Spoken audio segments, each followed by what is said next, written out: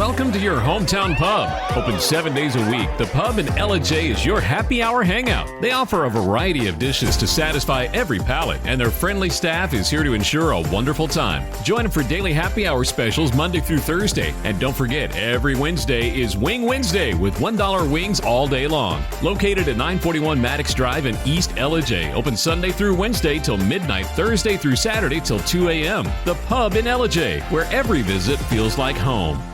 You snoozed twice this morning, spilled your coffee once, and you've already blamed last night's referee for your morning mood. Yeah, that sounds about right. It's time to embrace the chaos and step into the madness. Bro, you about to see a side of me you didn't even know existed. Featuring guests who are over-caffeinated and less reasonable than the average person. Man, I think it's just ridiculous. Come on, man. Are you serious? Ugh. Fans, where else would you rather be than right here, right now? Welcome to the show. So buckle up. It's time for hot takes and hot mics. This is the Morning Rant, where the only thing more unpredictable is Dave before his third cup of coffee. I just felt like running. On WPGY, the Sports Pig.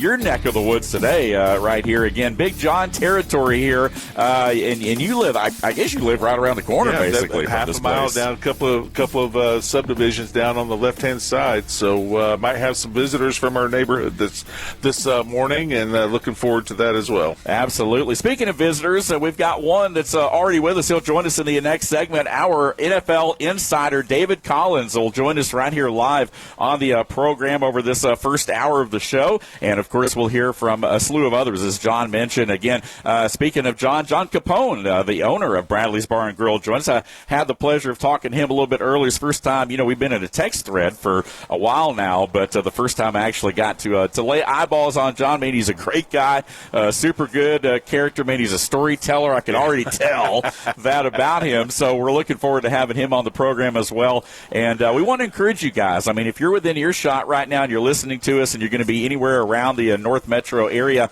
swing on by. Again, we're off of Lower Roswell Road here in East Cobb.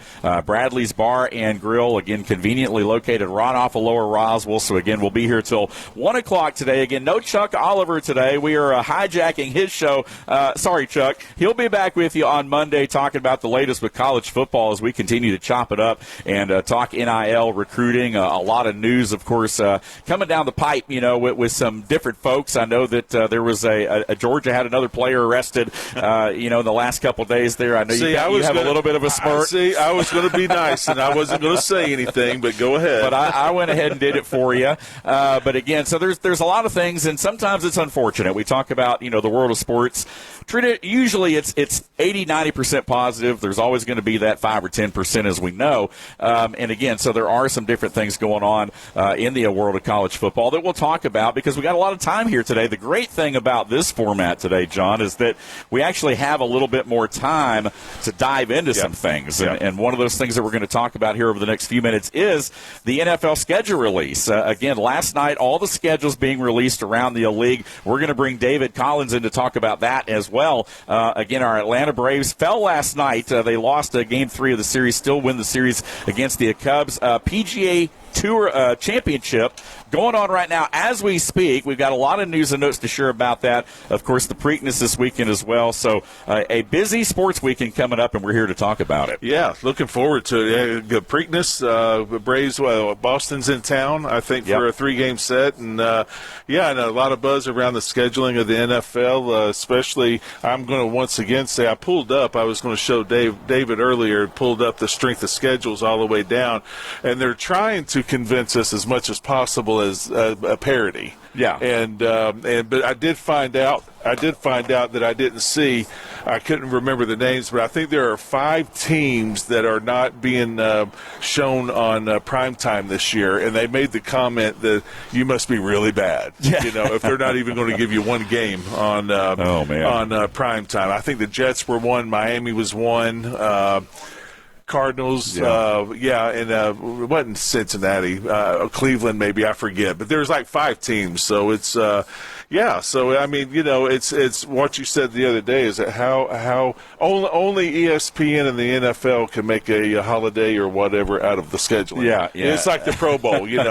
I remember when that first came out, and when I was playing for Buffalo, and a couple of guys on the Bills didn't get the Pro Bowl like they thought they were going to, and they were pissed. I mean, and they were just like, they had just come out on TV and they were making this big hubbubaloo and all of that, and they were just like, you got to be kidding me. And they were like, well, what's it like not being, and of course, you know how the media can be. Oh, yeah, absolutely. Yeah, well, so you're part of the problem, Dave. I don't claim to be part of the media, but, I mean, I guess technically, maybe, but no, I tend to stay away from a lot of that kind of stuff there, no doubt about it. You were talking about the Bills, and we're going to talk a lot about our Atlanta Falcons obviously being here, certainly, so we're going to dive in, kind of go week by week. We're going to kind of talk through a couple of the schedules, but I know you were looking at the Bills, and they've got basically the entire NFC North in primetime this year. Yeah, and that's a tough division as well, and they're getting better, and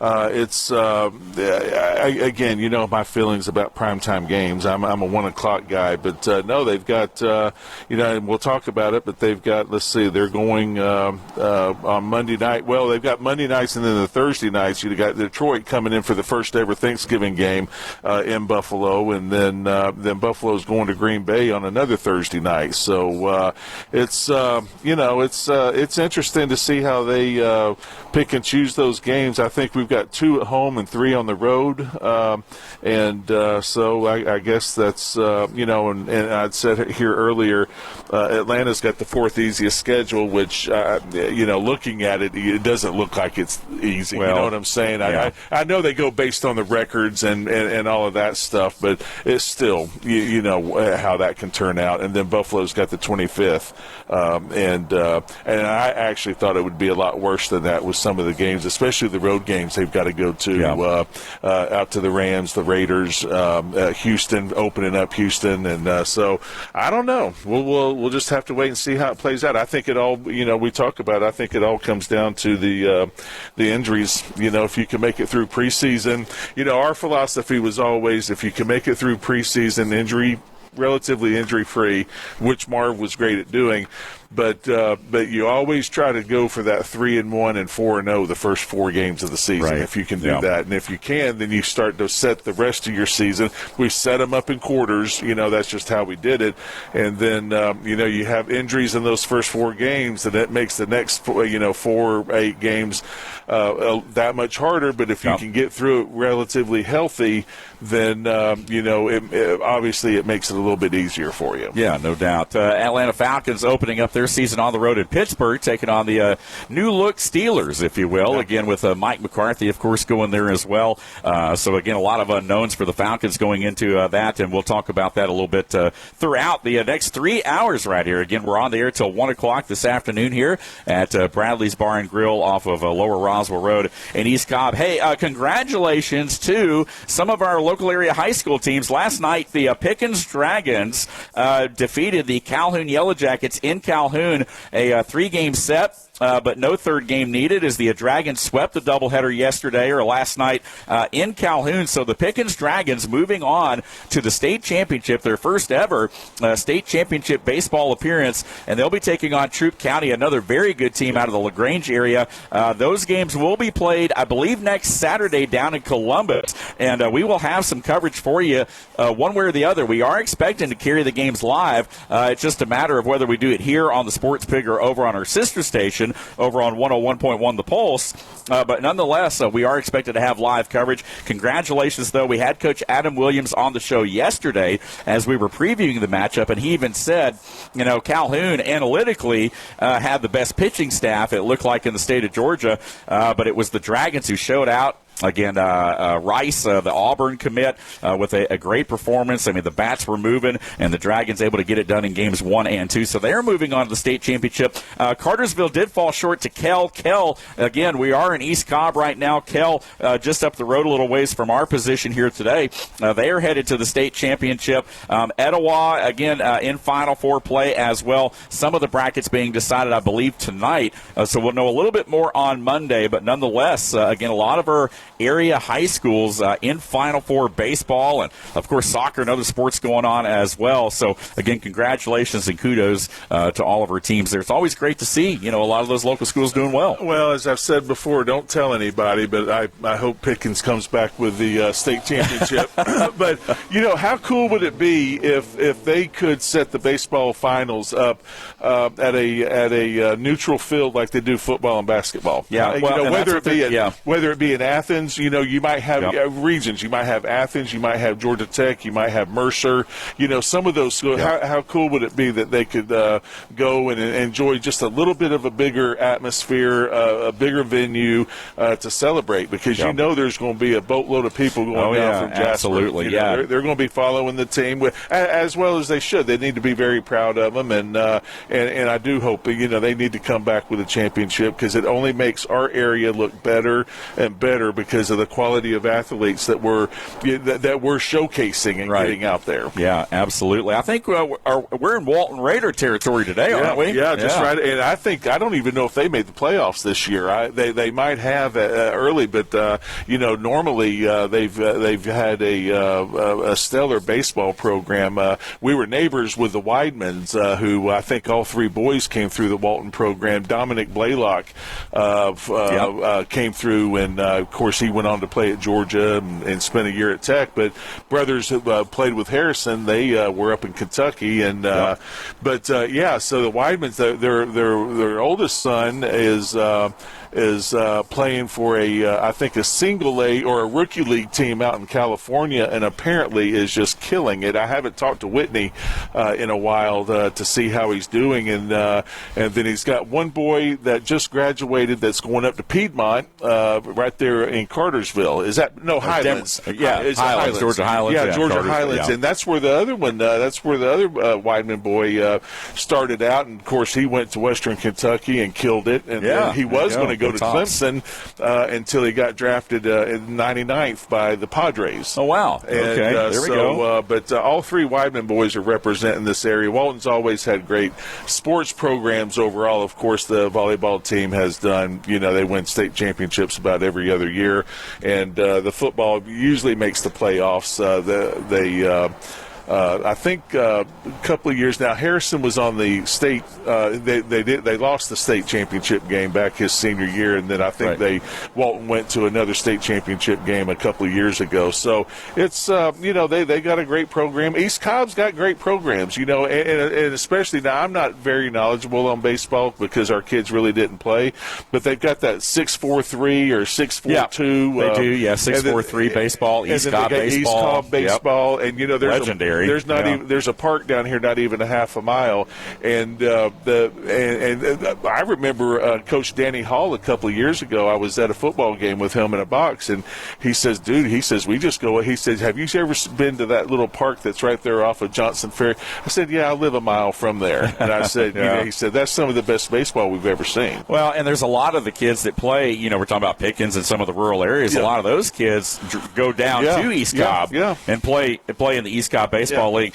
By the way, Walton did make the playoff. They were in the 6A bracket. They beat Hillgrove in round 1, but they lost to Carrollton in round 2. Carrollton in the Final Four against Etowah, who, of course, has been a nationally ranked program. Parkview and North Paulding on the other side of that Final Four, and I believe that's going to be decided tonight or this weekend. So, a lot of high school sports going on, and it's great to have it. We were joking around. John, the owner of the restaurant, just came back. We're up against our first break, so we'll tell the story on the other side of the break. break about the Walton guys doing the wing tasting Instagram page there, and what they had to say about Bradley's Bar and Grill. We'll talk about that and much more on the other side of the break. We've laid the show out for you right here. Again, buckle in, folks. We'll be with you the next 3 hours. Thanks for joining us on this special edition, this extended Friday happy hour. We're calling it Happy Hours Friday right here on the Morning Rant. Dave Garner, the refrigerator mover, John Davis with you. Plenty more ahead. Stay with us right here on the home of ESPN Radio in North Georgia on the SportsPig app and online at sportspigradio.com. You entrusted your loved one's care to a nursing home, expecting compassion and quality treatment. Instead, they suffered from neglect, abuse, bed sores, falls, or medication errors that could have been prevented. I'm Chris Brown from Geiger Legal Group. Our elderly deserve dignity and proper care, not negligence that causes pain and suffering. When nursing homes fail in their duty of care, we fight to hold them accountable. Your loved one's suffering matters. We'll stand up for those who can't stand up for themselves. Call Geiger Legal Group at 833-HELP-GLG and let us tell your story today. 98.1 and 93.7 The Sports Pig, the official home for the Atlanta Braves baseball. Big opinions of the big games from the big mouths. Man, I think it's just ridiculous. Yeah. It's the Morning Rant on WPGY The Sports Pig, North Georgia's home for ESPN Radio. Sit down. Back here on a happy hour Friday. Thanks for joining us right here on the Morning Rant. Dave Garner with you till 1 o'clock this afternoon. Again, Big John Davis, the refrigerator mover. People are already showing up here at Bradley's Bar and Grill to take pictures with Big John Davis. And so we appreciate folks coming by here. Again, this is the Bradley's Brunch and Lunch event. Now, this is actually an event. This is more than just a radio show, and that's why we encourage you guys to come out. Yeah, we're set up right outside the front door. It's a gorgeous morning, a little bit even on the cool side, but hey, we'll take it because temperatures are probably going to be around 90 on Sunday, right? We're going to be right back to the hot stuff, which I know everybody's ready for, but this is a nice little change of pace this morning, so just a perfect morning. It's going to be a great afternoon, not a cloud in the sky here in East Cobb. Again, at Bradley's Bar and Grill. Again, East Cobb's #1 upscale dive bar since 1998. And we appreciate you guys being with us right here on the app and online at sportspigradio.com. Joining us now, our NFL insider, David Collins. Welcome to the program partner, driving all the way in from Decula this morning, man. And you got here in a little under an hour. Yes, shockingly, yes, I did. No construction. Man, now that's rare. Exactly. I mean, anytime you talk about anything in Atlanta, especially up on the north end, to not have a whole lot of traffic is rare. I got down here in probably a little over an hour, honestly, myself, and so that was pretty good working down in this area. Hey, we were talking about the schedules, and let's start. We'll kind of talk about our Atlanta Falcons here in a little bit because I know that obviously, that's your team, and we certainly follow those guys being here locally and some others as well. I know Big John and I were talking about the Bills earlier, but just your initial impression, I mean, when you look down the schedule of all the different, things that you see, and I know you've got the Falcons pulled up, so we can kind of jump into that, but what's your initial impression about this Falcons schedule? Well, it's funny because I heard an interesting stat yesterday that when you look at strength of schedule, the last team with the hardest strength of schedule to make it to the playoffs and win a playoff game was the 2016 Atlanta Falcons, and they went on to go to the Super Bowl. So right. The strength of schedule, it's an interesting thing, and I think that teams at the top, they can beat anybody. Then you look at and when you look at somebody's strength of schedule, I think they actually get in the plus column if Atlanta Falcons are on the schedule. Right. Yeah. so oh well, we have a great strength of schedule. That's because we're playing in the NFC South, and look at the NFC South. I mean, right. It's been a dumpster fire. It is absolutely. So strength of schedule, I think, really does matter when you're one of those mid-tier teams. I don't think it matters if you're at the top. I don't think it really matters if you're at the bottom. Right. I mean, the Jets are going to jet. The Dolphins are going to be the Dolphins this year, and those are going to be the teams that are vying for that #1 draft pick next year and their future quarterback. But when you look at the Falcons, I do think it's going to be a similar season. Like I think Tua is a serviceable quarterback. I think he can win games for you. Do I think he's a dynamic quarterback? Do I think he's a top 10 quarterback? No. I don't. Right. Does he recapture that form when he was a top 10 quarterback? Doubtful, in my opinion. So.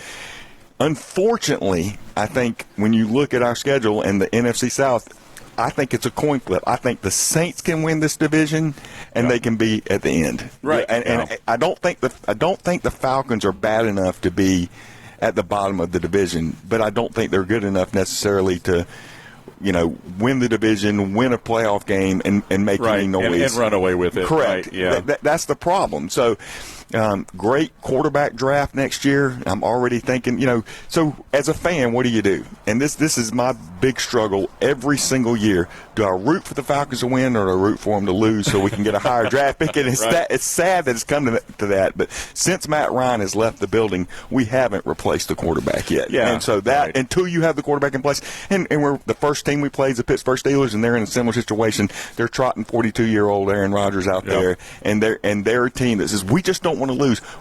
And they're really similar teams. If you look at the teams, they're kind of like, we just want to be relevant. Yeah, right. But the worst place you can be, it's NFL purgatory, is to be mediocre in this league. Right. And we talk about that a lot with the NBA, with the Atlanta Hawks. Again, kind of always hovered in that playoff game. Now, this year they made the push late in the season, as we all know, but you don't want to be in the middle. To be honest with you. Here's the problem I have, though, even with the Falcons. Even when you're rooting against them to get that draft pick, right? But are they going to get that draft pick right? Because we've seen it, time and time again where, sometimes they've gotten it right, sometimes they haven't. And I know it's always kind of a crapshoot, but I haven't always trusted this organization to make the right decisions, even when they've been in a position with that, top draft pick. But hopefully they won't be in that position this year. Hopefully they'll play well enough that they won't have a top 10 pick, I think they're going to be picking right in the middle. And I think that is the problem, because now if you go through the season, we have our primetime games early. So and they're back to back to back. We play the Packers on Prime Video on Thursday night. We play New Orleans on Monday night, and then we turn around and play Baltimore on NBC. And I think if you come out of there, that's the 7th game of the season. If you come out of there 4-3, I think you can now make the push. All your games are going to be in the 1 o'clock window or the 4 o'clock window from then on out. Yeah. You can really start to get in that schedule, get in that rhythm, and if Tua or Penix have established themselves, then you can go. And then, obviously, if you got a ticket, you got a chance. Yeah. Even if it's like the Hawks this year, and it's a 5% chance. Right. You still got a chance. So I think I would rather be in the playoffs than sitting there rooting for a draft pick that you hope the Falcons get right. Right. But they got it right with Matt Ryan. They took him instead of Glenn Dorsey. So, and that made look at what that did for this organization. First time without back-to-back losing seasons. First time the resident Super Bowl, should have won the Super Bowl. Matt Ryan, arguably a Hall of Fame candidate.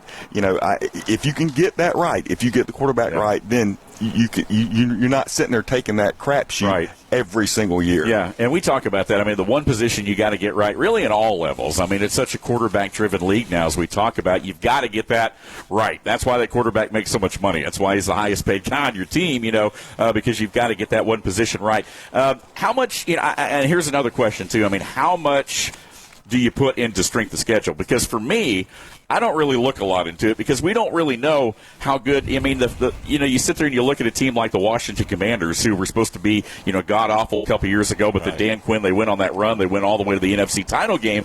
Well, at the beginning of the season, it looked like they were going to be a weak team, and so you had the Commanders on your schedule. To your point, if you got the Falcons on your schedule, whatever, it kind of helps a little bit there to lower that. But we don't know how a lot of these teams, because every year there's always those teams that kind of come out of nowhere that do surprise us.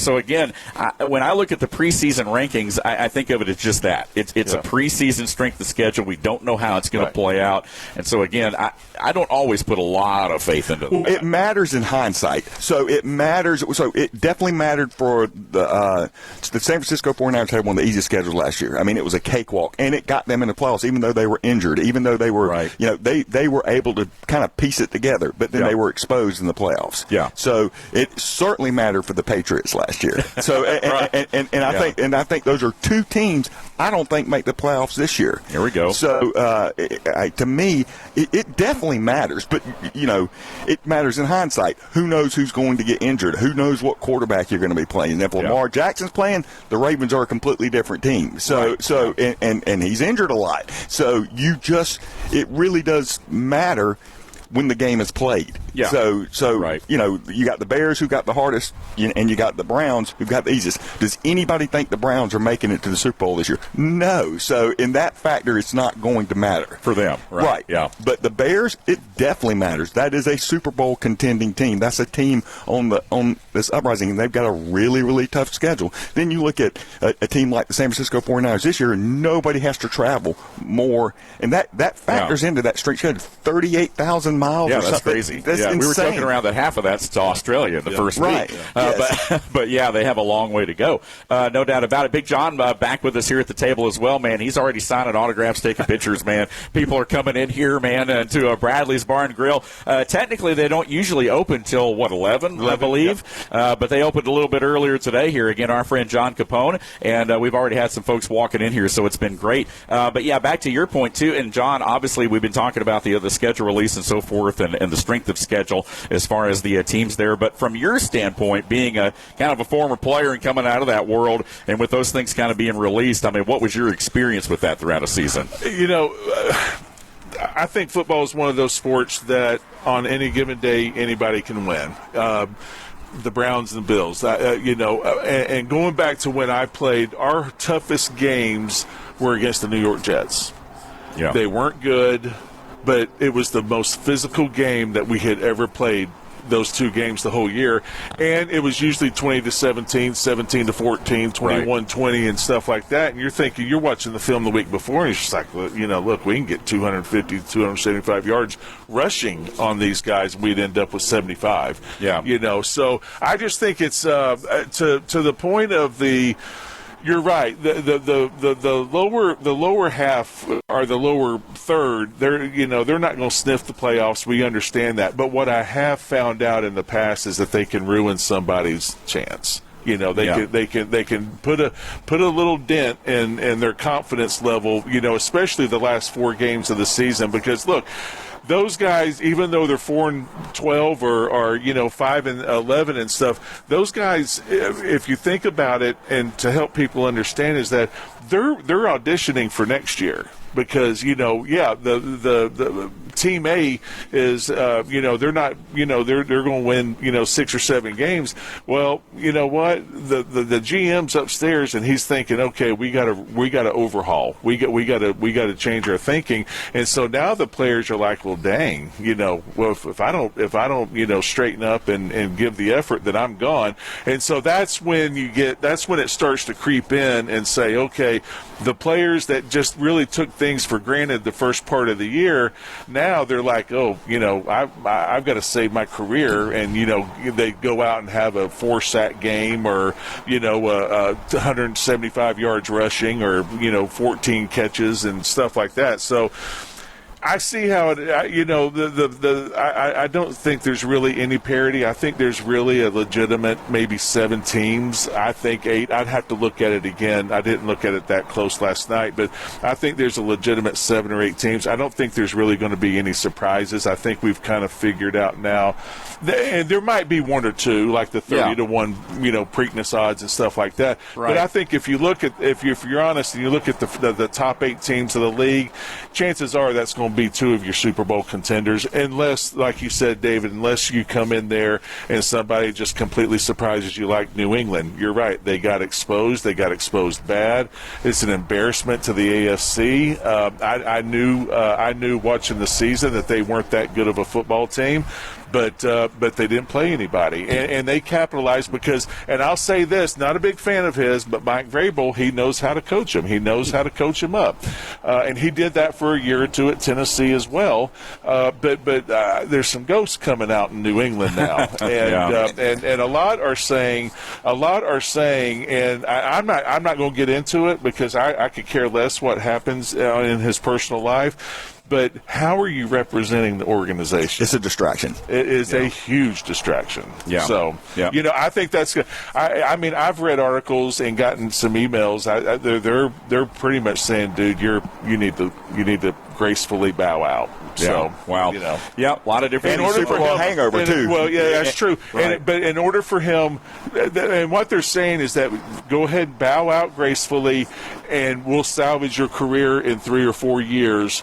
But you need to move on, and so we'll see what happens with. We'll see what happens. Hot takes, hot mics, right here on the Morning Rant. Hey, we're going to take a time out. When we come back, we'll continue the discussion about the NFL schedule releases. We'll talk about some of the holiday schedules there, as far as Thanksgiving and Christmas, and we'll dive into some of the matchups a little bit closer as we continue on right here with our Bradley's Bar and Grill brunch and lunch, presented by our friends at Bradley's Bar and Grill here off of Lower Roswell Road here in East Cobb. Dave Garner and John Davis with you, and our NFL insider, again, David Collins, joining us right here live. Come by and see us. Again, we'll be here at 1 o'clock today enjoying the fish tacos, the wings, and we're already being brought some different little desserts and pastries out here as well. So, again, man, we're going to have a good time. We hope you guys will, too. Come on by and see us. If not, keep it locked right here. Again, we are the home of ESPN Radio in North Georgia on the SportsPig app and online at sportspigradio.com. Financial scams are on the rise, and with AI, they're getting more and more sophisticated every day. If someone pressures you to act quickly, ask for secrecy, or request payment through gift cards, wire transfers, or cryptocurrency, stop. Legitimate financial professionals don't rush you or demand unusual payment methods. Before you send money or share personal information, slow down and verify. Protect your future. When in doubt, ask questions. If you're suspicious of a scam, call the team at Foundation Wealth today at 706-278-0214. 98.1 and 93.7 The Sports Pig, your official home for flag-to-flag coverage of NASCAR. We bring the heat, you bring the trash talk. Come on, man. Are you serious? It's the Morning Rant, live on the Sports Pig app and sportspigradio.com.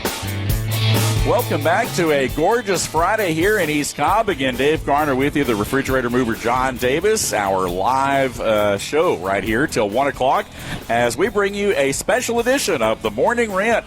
We'll be the Morning Rant for the first 2 hours. The last hour will transition to be the Afternoon Rant because we're going to be working out a morning today as we cover up Chuck Oliver. Again, we do apologize, but Chuck will be back with us on Monday with Southern Sports Today, the king of college football. But we're having a lot of fun here. Again, we are live on location at Bradley's Bar and Grill in East Cobb as we talk about the NFL schedule release and news and notes from around the league. Again, we were talking before the break about the Christmas and Thanksgiving schedules and some of the different games going on there. And again, if you're kind of if you're a family that is any bit dysfunctional in any way, Thanksgiving may not be the best holiday this year because there's so many games. I think there's like 4 there's a Wednesday game. There's like 4 on Thanksgiving Day, and then there's a Black Friday game as well. Christmas kind of the same story. So yeah, the league trying to spread things around a little bit, and a lot of those games, of course, on the streaming services, which goes back to what John, you and I have been talking about over the course of the last month or two about the NFL, trying to grab an extra buck, trying to get folks to dig into their pocket even more to watch the league there. But yeah, man, your thoughts, guys, on the schedule, and especially as we work later into the season and during the holidays. These games on for Thanksgiving are just. You forget the turkey. This is Thanksgiving Eve, Packers, Rams, fantastic. Then you start off in the 1 o'clock window, Bears versus the Lions, amazing. Eagles, Cowboys, oh my gosh, at 4:30. You're going to ignore your family. And then it caps off with the Kansas City Chiefs and the Buffalo Bills. And then forget shopping, you've got the Broncos and the Steelers on Black Friday. That is as good as it gets on Thanksgiving. If Mom wants the TV off, Mom gets overruled this Thanksgiving. Because it's got to be on in the background at least. You better make sure you got a pretty strong family dynamic this year during football season. And we do, because they know at 12 o'clock or 1 o'clock the games come on. But that's right. It's always in the background. We might have music on, but there's always got to be football on. But no, that's a great slate, starting with Thanksgiving Eve.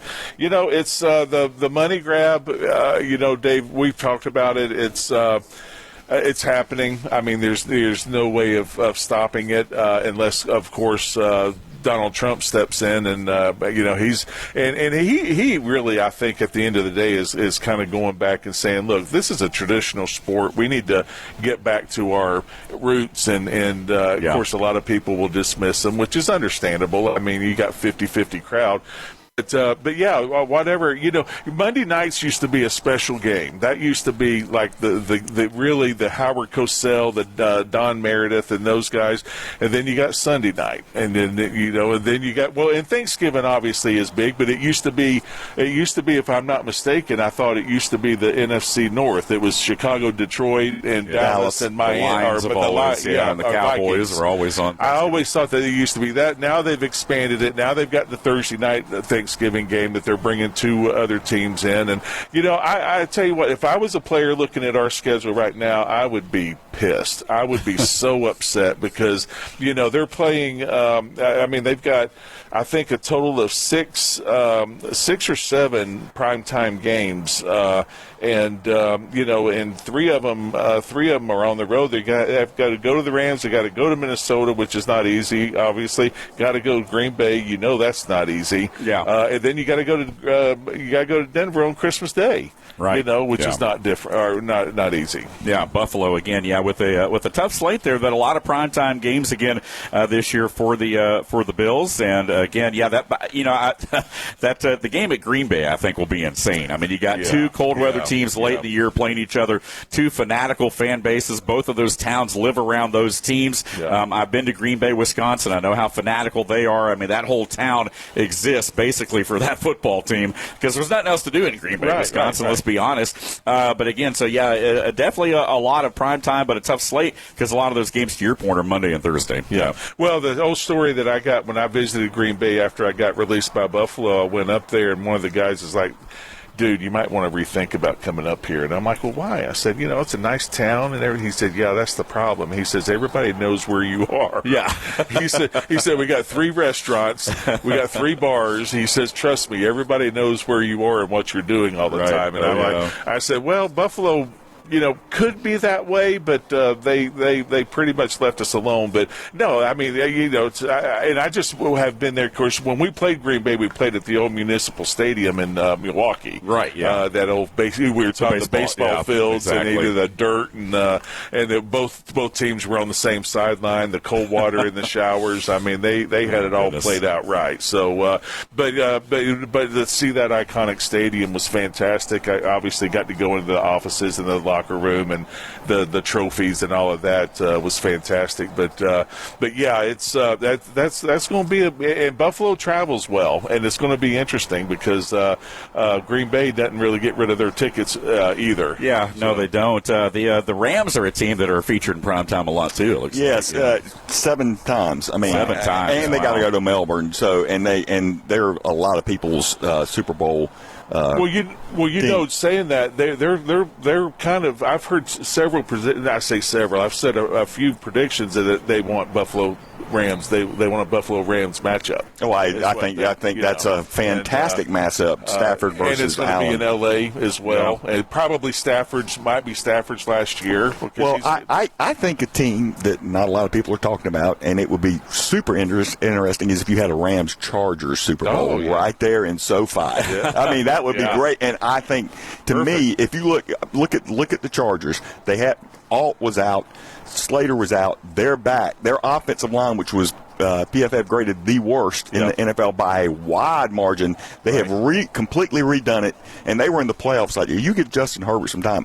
That team, to me, and I'll go on record now, I'm predicting the Chargers are in the Super Bowl this year. Sorry. Well, and it very well could be. My best friend, teammate, Mike Devlin, was the offensive line coach for the Chargers, and we talked on the phone, I guess, about a month ago, and he's like, dude, there's nothing you can do when they're hurt. That's right. Yeah. He says that he got fired, as a scapegoat, and he was very bitter about it because Harbaugh knew that he was dealt a horrible hand from the beginning, and he said we did what we could. It obviously wasn't good enough, but you're right. Heber's is it Herbert or Herbert? Justin Herbert. Yeah, Justin Herbert. Heber. That's you're thinking of Bobby Heber. Yeah, Bobby Heber. There you go. And but yeah, you're right. He gets an offensive line. He's a good quarterback, and that would be an intriguing matchup. Yeah. So let's talk a little, and we're going to bring it back home and talk about our Atlanta Falcons here a little bit too. But speaking of Buffalo, though, I mean, what does Buffalo need to improve on in order to get to the Super Bowl this year, John? Because I know you got some opinion about that as well. We've talked about it. Defense is bad.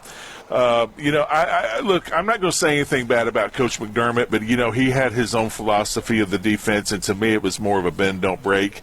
I thought the defensive backs didn't perform well. I didn't think the linebackers performed at the highest level, and a couple of their big defensive linemen didn't. So what did they do? They went out and they shored up their defensive line. They shored up their linebackers. I think they re-signed a couple of the defensive backs to come in there. They got a new defensive coordinator who I don't know his name. And then the one thing that I was looking at when I was looking at the stats is that passing offense wasn't very good. I think they were only passing for about 220, 230 yards. Right. You don't think about that with Josh Allen. Well, you don't, right? Because you're thinking that he's getting out there and he's throwing the 300 yards, but he does have some of those games. And then, of course, now their running offense was the first in the NFL, which. As an offensive lineman, that's what you want to have. So, and then they're scoring defense. I think they gave 4 or 5 games of 30 points or more. So, if they can improve on that just a little bit, but. It's still, you don't know how hard it is to go to L.A. You don't know how hard it is to go on those West Coast trips. The odds are against you. I don't care what anybody, even to Houston. Houston's a vastly improved team. Who wants to go to Minnesota? You can't hear yourself think. You talk about Green Bay. Who wants to go to Denver? That's tough. So they say it's the 25th easiest, or it's like the 8th hardest. I'd have to go back over the stats on ESPN to look and see, but I just find it hard to believe that that there's anything harder. The one thing that we do have is the offensive line's coming back. We got James Cook and we got Josh. I think we brought a couple of wide receivers in. And getting back to the fact of, we were talking about the quarterbacks earlier, about Matt Ryan and they're putting the pieces of the puzzle around the quarterback and stuff. That's the one thing that Buffalo really hasn't had in the last 3 or 4 years. Stephon Diggs could have been that one person, but he chose not to be because he was dividing the locker room, And so now who's our number one? Nobody's really stepped up to have a number one, or to be the number one wide receiver. We've got a great slate of tight ends, so and we're still going to pound the ball, which I think I would rather do that and Josh not run the ball, and get hurt. But maybe we only need 220 yards passing a game to be able to win. But I think at the end of the day, the defense is what hurt us last year, and I just think that I feel like on paper, of course, we talk about everything being on paper, especially preseason, and we'll get into it, when the summer comes around. I just think that the defense has got to vastly improve to be able to go into these opposing stadiums and be able to come out. I think they've got 9 games on the road this year. I'm thinking 5-4, and I said if they can go out and play pretty well, they might do a 6-3. Right. But it's nothing's guaranteed. Yes, we got a brand new stadium coming, and all the hoopla around that, and all the bells and whistles and shiny objects and stuff. But I just, at the end of the day, I'm going to watch them because they've suckered me in. And as well as I do, I'm not a big NFL fan. But because of Buffalo and it's I'm going to watch and getting back to the TV before we have to go. Getting back to the TV, I just think they're raping the fans. Yeah, we'll talk about that too. Because that's a bigger discussion as well. Certainly, right there with all the different streaming services, and we'll talk about that. Hey, coming up in the next hour, we're going to dive into a little bit of Braves talk right here again. Chris Sale, another strong outing last night, but again, no offense for the Braves there, but they started a 3-game set tonight against the Red Sox who are in town. We're also going to talk about the PGA Championship. What is going on with Bryson DeChambeau and Rory McIlroy? That, the Preakness, and much more straight ahead over the next couple hours. When we come back, though, we'll continue the discussion. We'll dive in to our Atlanta Falcons. We'll go week by week with our NFL insider David Collins right here on the Morning Rant. Stay with us. Again, we are your home of ESPN Radio in North Georgia on the Sports Pig app and online at sportspigradio.com. Whatever cooling solution makes the most sense, Green Heating and Cooling is ready to help. Whether you need a quick fix or an entirely new cooling system, Green will do whatever it takes for your family's comfort. With Green, you get more than just a technician. You get someone who's committed to meeting your needs and achieving a high level of training and skills. Someone backed by outstanding products from one of the industry's most trusted names, Bryant. Nobody understands the ins and outs of home comfort like Green. So whatever your situation or budget, Green Heating and Cooling has a solution for you. Bryant, whatever it takes. Grand Slam! 98.1 and 93.7 The Sports Pig, the official home for the Atlanta Braves baseball. Morning grind with pork rinds. Welcome to the show.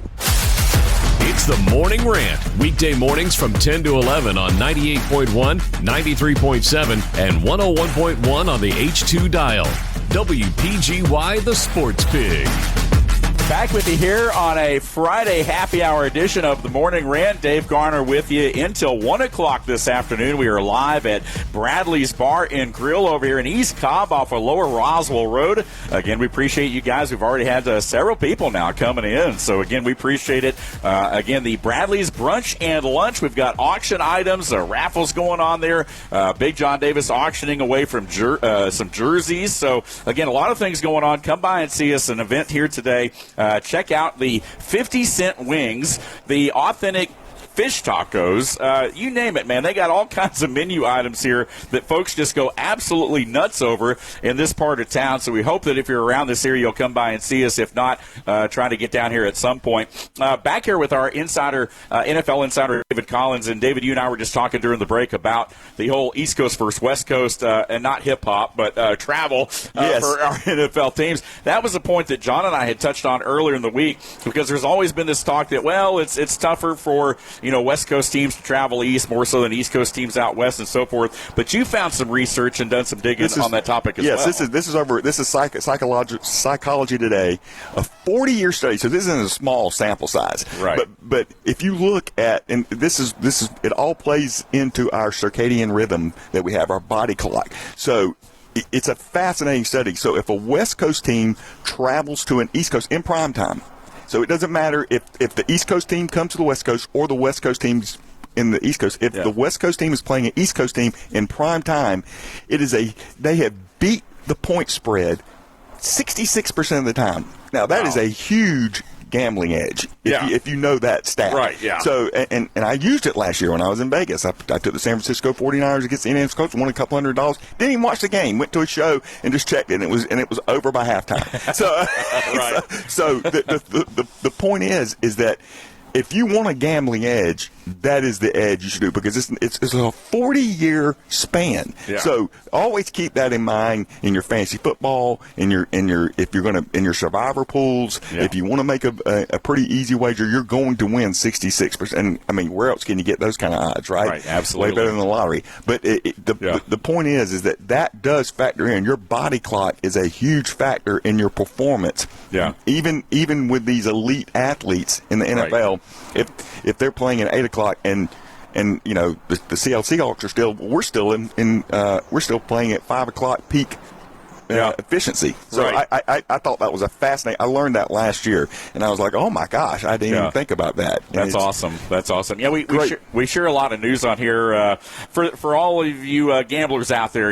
We try to share a little bit with you. We always joke around on our Tailgate Thursday yesterday with our Golden Boy Will Cooper. He has the Cooper Predictor, which is a model, of course, that helps predict a lot of different things. But yeah, there's science and data to back up some of that stuff. So certainly some things to think about as you put those betting lines down, Oh, absolutely. So. Yeah. And I'm not a big gambler, and I don't recommend it. And if you've got a problem, seek help. Yes, call 1-800-STOP ME.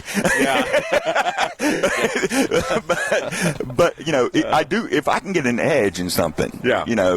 And I just, to John's point earlier, when you're making these survivor pool bets, and I love playing in a good survivor pool. I've won 3, and that's hard to do. But you really have to kind of avoid those division games. Like, I was bringing it up to you earlier, think about that one loss the Carolina Panthers took when they went to the Super Bowl. It was against us. We were like 5-11. Yeah, so Cam Newton when they were 15-1. Yeah, they came to us. We were out, nothing to play for, and we were like, we're not going to let them beat them in our house. I mean, and so look at the games between the Saints and the Falcons. It doesn't matter where they play. It's always good. It doesn't matter what the records are. Throw those out the window. So if you think, this is an easy game, unless you have the Jets playing in Miami in September and it's 100 degrees, then maybe you could take the Dolphins. But that, to me, when you look at those division games, it's just like John said. Yeah. Jets always played the Bills tough, even if the Jets were bad. Even if they were bad. I remember a Falcon team a couple years ago that lost to an 0-7 Saints team. They had the coaching change through the week. There were some different variables there. I get it. But to your point, those division games, those rival games are always tough because you really can't throw the records out, as they say. And speaking of the Atlanta Falcons, let's dive into that schedule a little bit as we bring it closer to home right here as we wrap up the first hour of the program here today. But we talked about the Falcons, again, opening up at Pittsburgh before coming home against Carolina. Always an interesting situation there because every time Bryce Young comes to Atlanta, it seems like he thinks he's playing for Alabama again in the SEC championship game. For whatever reason, the Falcons, let him go all over the place. And then from there, as we talked about, Packers, a couple of tough stretches there as they start that national slate. Well, I think, Bryce Young, he is small, and I think he's limited, but he got a bad rap coming out because think about what the Panthers had to give up to move up to get him. And, they traded DJ Moore, the best weapon. Yeah. Now that he's got the kid from Arizona and the Leggett. The rookie from last year. Right. Yep. Now, that's a better team. I mean, and their defense is legit. They're better coached now. So the Carolina Panthers aren't our easy team to pick on anymore. Right. So, and Bryce Young is a legitimate NFL quarterback. He's limited because of his size, but, I think he's better than Tua. Yeah. So right, I mean, I think that he is, he's in that 15 to 20 range of quarterbacks right now and can get better and is still young and gaining confidence. So the Panthers aren't, you just can't mark that down as a win anymore for the Falcons, and we haven't had home field, and it's embarrassing. And that is what got Raheem. You lose to the Panthers twice, you're going to get fired. Yeah, but they're not a bad team anymore. Yeah, well, not anymore. You couldn't take advantage of them when they were a bad team. Unfortunately, you've had everything laid out for you for the Atlanta Falcons over the last few years to win this division, and yet you've been unable to do it, even with teams like Carolina and New Orleans struggling. But to your point now, Carolina is not struggling so much anymore. They've kind of put things together. I really love what Canales has done with that team. And so, again, now all of a sudden you've got a somewhat formidable opponent in your division there again. And Tampa, is still Tampa. Again, Green Bay, which is a prime video game on Thursday night at Green Bay, by the way. And then you, again, travel down to New Orleans for the first meeting of the year with the Saints before coming back home against Baltimore on another primetime night there. So, again, a lot of front-loaded primetime games for the Falcons in the early slate. Well, the good thing about the Green Bay game is that's on a Thursday night, so you've got that kind of mini-bye before you have to go play New Orleans on Monday. So you got a nice stretch to get healthy, to over-prepare and all that kind of stuff. So I actually like our chances against New Orleans, even though I think Tyler Shuck might be the real deal. We'll see. Yeah. But, I mean, he New Orleans, no push. There is no pushover. I mean, everybody likes to kind of poo-poo on the NFC South. It's not as bad as you think it is. And I mean, I don't think there's a Jets or a Dolphins or even a Browns in this division. Right. I think we're all pretty evenly matched. I think this, the schedule last year kind of fleshed that out. But if you look at it, that's why I said to me it is the hardest division to predict the winner and the loser. I mean, I think that who is going to win? I mean, I'm not balking if somebody picks the Saints based on Tyler Shuck and what they're doing and what Kellen Moore's doing down there right now and building that team. They're out of cap hell now. So, and, I think the worst coach in this division now is Todd Bowles. But that team is still pretty loaded. It's still pretty, exactly. They lost Mike Evans to the San Francisco 49ers, nobody loves an old receiver more than Kyle Shanahan. But to me, even they're still a viable team. Oh, yeah. Can Baker Mayfield bounce back? I have my doubts based on their offensive coordinator. Yeah, I was going to say, not a big Zach Robinson fan. I was going to say, it's so ironic that with all that Zach Robinson talk in Atlanta, and then he ends up going to Tampa. For those that may not know or may not remember that was some news that might have got lost in the shuffle there. That's the worst. Worst coaching staff in the NFC South right now is the Tampa Bay Buccaneers, and it's not close. Well, and I agree with you. But to your point, they still have talent. Sometimes talent can keep you in ball games if nothing else. But it's those coaching decisions that tend to bite you late in games. So we'll see what happens right there. Hey, we're up against the top of the hour. We're going to take a break. When we come back, we'll dive into the second half of the Falcons schedule with our NFL insider, David Collins, and we'll talk about some other stuff, too. And hour number 2 coming up right here on this Friday happy hour, or hours edition, I should say, of the Morning Rant. Here we are live at Bradley's Bar and Grill off of Lower Roswell Road here in East Cobb. We'll be here till 1 o'clock this afternoon, so come by and see us. We appreciate you guys being with us. We'll dive back into some more high school sports as well, and some college football news and notes coming up as well, talking about playoffs, ESPN, the conferences, SEC, ACC, and all that straight ahead right here on the program. Thanks for being with us on the home of ESPN Radio in North Georgia. That's the Sports Pig app and online at sportspigradio.com. You entrusted your loved one's care to a nursing home, expecting compassion and quality treatment. Instead, they suffered from neglect, abuse, bed sores, falls, or medication errors that could have been prevented. I'm Chris Brown from Geiger Legal Group. Our elderly deserve dignity and proper care, not negligence that causes pain and suffering. When nursing homes fail in their duty of care, we fight to hold them accountable. Your loved one's suffering matters. We'll stand up for those who can't stand up for themselves. Call Geiger Legal Group at 833-HELP-GLG and let us tell your story today. 98.1 and 93.7 The Sports Pig, the official home for the Atlanta Braves baseball. An hour of Dave a day keeps the work day full of play. Woo-hoo! It's time for the Friday morning happy hour on the Morning Rant. Back here at Bradley's Bar and Grill again. We are live here today in East Cobb as we continue with the Morning Rant. Again, hour number 1 already in the books. This is about the normal time we'd be cutting off. You'd be hearing Chuck Oliver right now from 11 to 1. But we are swallowing up the airwaves here on sportspigradio.com and on the app today. Again, our live stream playing inside Bradley's Bar and Grill here in East Cobb. We're right outside the front door. And I'm kind of glad we are, honestly, because it's a gorgeous day here. And we are, here now in the 11 o'clock hour. We got 2 more hours of the program here today, and still plenty to talk about. Atlanta Braves talk. Again, we're going to dive into some of that as well. Chris Sell with another great outing last night, as he had in his last outing, just to get the run support. So, again, the Braves fall short last night 2-0, as the Cubs do salvage a game of the series. The Red Sox in town tonight for a weekend set with our Atlanta Braves, who continue, despite the loss last night, to lead in a big way and trying to put some distance between themselves and everyone else at this point. We were talking a little bit about PGA Championship. We'll revisit that in a moment with Big John Davis and kind of check the leaderboard right here. Again, it's kind of an interesting first round. Rory McIlroy, again, was a +4 yesterday. Had to look way down the leaderboard to find him. And he was interviewed after the round yesterday, and a reporter asked him, hey, what did you think of your first round? And he had a one-word answer, and I can't repeat it on radio, but it started with an S, and that's all I'll tell you, but that was it. And basically that kind of was the way it went.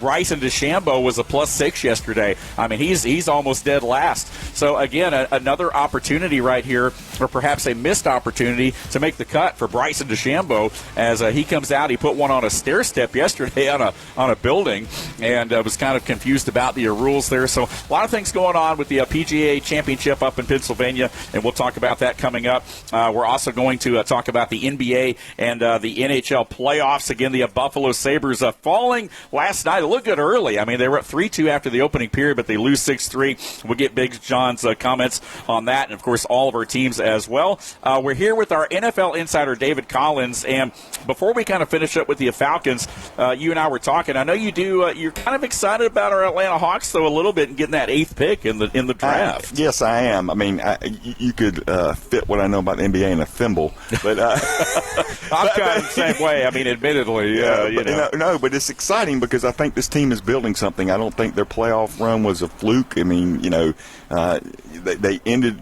I think it's kind of in a weird kind of way good that they finished the season on such a bitter, angry, it just leaves a sour taste in your mouth, makes you really hungry for next season because you were embarrassed by the Knicks. So to get that this is apparently, from what I'm reading, this is one of the best drafts, deep depth-wise, we've had in forever, and next year's supposed to be a historically bad draft. So what a great move by the GM to trade that pick and get an unprotected pick from the Pelicans. And now you're picking 8, and the guy that goes 4 could go 8 and vice versa from what I'm reading. You got the kid from BYU and the kid from Kansas. Those are going to be your 1-2, and you could flip those. So there's no Cooper Flag, there's no LeBron James, there's no Wemby, there's no big time, this guy can't miss. That like superstar, build the organization around. But there's guys you're going to be able to get in this draft that are with that 8th pick that can build your franchise into hopefully finally a championship. I'd love to see, just like the Braves. I mean, the Braves are all we got in this city when it comes to right now, you kind of feel like when it comes to winners, So I would love to see the Hawks be a winner. I mean, I love this city. I love Georgia, so I'm always rooting for our our home teams because I like us to be nationally prominent. And we get crapped on as a city being sports fans all the time, and it's better than you think. And I tell people as I go out there, it's better than you think. We just have a lot of people that don't like the North that come down here and they root for their teams. So if this team will 100% support a winner. They will, no doubt. I always say I'm all about the A and the Bay. I love my Green Bay Packers. Don't get me wrong. I've got family in Green Bay, but I do love the Falcons. We have we kind of have a love-hate relationship, I think. But nonetheless, though, we do root for the Falcons. Big Braves fan. Atlanta United, Atlanta Hawks. Yes. I mean, you name it, man. I'm all about the A as well. Hopefully, the Hawks, as we mentioned, you don't want to be in the middle. So it was nice to see them finally climb out of that play-in game this year and have a legit series. I know it didn't end well, as you said, a bad taste in our mouth, but when you look at what the Knicks have done, sweeping the Sixers right after that, I mean, they basically won really 7 straight games or whatever. So, again, it is a situation where you look at that and you think to yourself, wow, okay, maybe this is just a Knicks team that's peaking at the right time, and it is what it is, So, nonetheless, again, the Hawk Talk will continue. Hey, let's jump back in to our Falcons for just a moment and talk a little bit about the schedule. We kind of covered the first half of the season there for the most part. Looking down, again, the Falcons in Week 9, they are the Spain team this year, the Spain game. Madrid taking on the Cincinnati Bengals, and then right after that, the Kansas City Chiefs before they hit the bye week in Week 11. It's such a huge game for the NFL because, they want us to be international. They're trying to make the Falcons the Madrid team, right? And so I love that. I mean, I don't like losing a home game and that advantage, but I mean, that toothpaste is out of the bottle. We're playing overseas, and that's just the way it is. They need to bring back the Concorde, but it's like get us there quick. But that big plane going. Right? But I kind of like getting up in the morning, watching church later and watching the Falcons at 9:30, and they got the standalone game on NFL Network. And I don't. If Burrow's playing, I don't think we win it, but it's still it's exciting because I remember, this is a good story, when I went to London in 2010, I wanted to watch. It was right in the middle of December. I wanted to watch the Falcons, and I'm trying to find a place to watch it, and I'm looking up in London, one of the biggest cities in the world, where can I watch NFL football? And I finally find a place. And I'm waiting, like, what's going on? Well, we're watching a soccer game. They're in there watching soccer, and the place is going crazy. And I'm like, all right, I'm just waiting for them. They won't turn on the NFL until the soccer game's over. And then they finish and say, well, what happened? They go, well, it was a tie. It's 0-0. I'm like, I hate soccer. How can you not be in it? This is such a better sport. Oh, goodness gracious. We got the World Cup coming to Atlanta, which is a big reason for all the extra traffic on top of the normal traffic, because they're trying to, get all the roads straightened out before we have 500,000 visitors, which are expected to be in Atlanta for 8 games, by the way, over a 6-week stretch. So we will indeed be talking about World Cup a little bit. But yeah, I'm with you on that one. Come on now, turn the game on, baby. Come on, man. Yes. So it's exciting to see the NFL not just be an American sport. Yes. Which is my point, is that now you really do have passionate fan bases over there for their teams. You know, they picked a team, and so when Jacksonville's coming to London, they'll be in London twice this year, back to back, and that matters, and so it builds, and you take your kid to an NFL football game, and they go, and now you start to get involved in the stories and the players, Absolutely, and the next thing you know, if you watch the NFL and you watch a soccer game, it's if you learn the game, there's just no way you can pick soccer over the NFL. I'm sorry. Well, that's why the NFL is the machine it is. It knows that too. And so again, what other major sports league can make a prime time, show out of their schedule release, or their draft? And everybody knows who they're playing. It's just the time. Yeah. It's not like we don't know who we're playing. It's like, well, they're going to play this date. Oh my gosh, I can't believe it. Yeah. Yes. The draft went from being in a little room with old guys and cigars with telephones, right? Exactly, there in the room, to 500,000 people showing up to watch a guys get picked. Yeah. It's insane. You see all these memes where it says all these people, 300,000 people standing around watching one guy at a podium call out names all night long. Like the European mind can't comprehend that. Like that's what the joke is right there. Again, bringing it back to our Atlanta Falcons here after the bye week as we get set to wrap up the first segment here of the second hour. Again, at Minnesota, Detroit. Again, the NFC North, obviously, for the Falcons this year with the Bears in there as well and the Packers. They do have the Niners in there. They do go to Cleveland again. In Week 14, again, the AFC North is the crossover for the NFC South this year. So they have the Browns, they're at the Commanders, and then Tampa, New Orleans, and Carolina in Week 16, 17, and 18 to close the season. So, again, the division game stacked late in the year, 3 in a row right there, more than likely to determine the winner of the division. So what you like about this schedule, if you can finish Detroit and you've got some momentum going, you've got 5 winnable games. Yeah. 2 of our division games are at home, and you're finished with the Panthers, who will either, at that point in time, you'll probably know either you're in or out. Right. So more than likely. So you've got, if you can finish with some at Detroit at home, right, and you've got you got 5 very winnable games to finish out the season. So I just think when you circle that Detroit game, when you come out of that game, that's going to be the determination, because then momentum's a real thing. Yep. And so if you have great momentum going in, you pull out a win against Detroit. I think you can win against Minnesota. Or you upset Kansas City, you upset Cincinnati, and you have that thing that, because it's going to be a tight division. Yeah.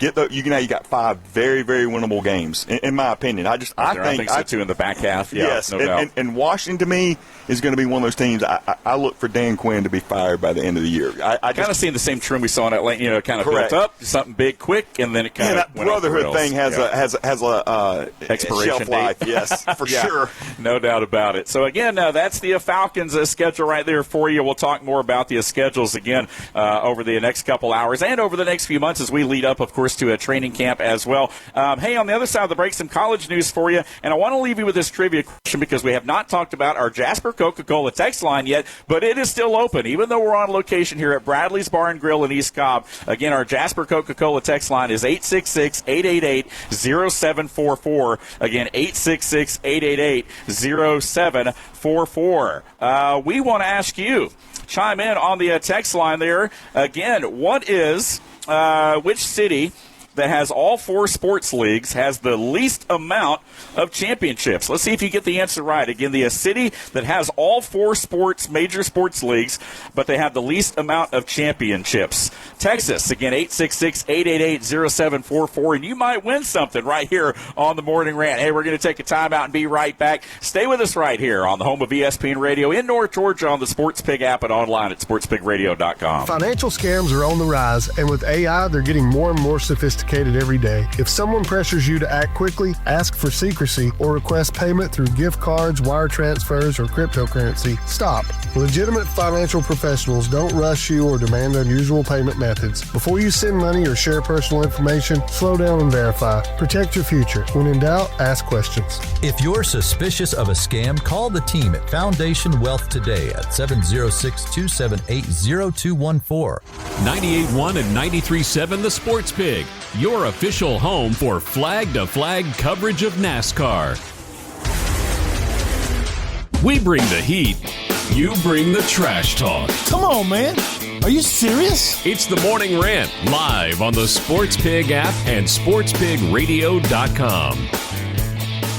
Back here on a Friday, again, a happy hour Friday here at Bradley's Bar and Grill in East Cobb. We're off of Lower Roswell Road here. We appreciate you guys being with us till 1 o'clock this afternoon. Again, Chuck Oliver, the king of college football with Southern Sports Today, back with you on Monday. We appreciate you guys being with us right here on the Sports Pig app and online at sportspigradio.com. Want to thank David Collins, again, our NFL insider.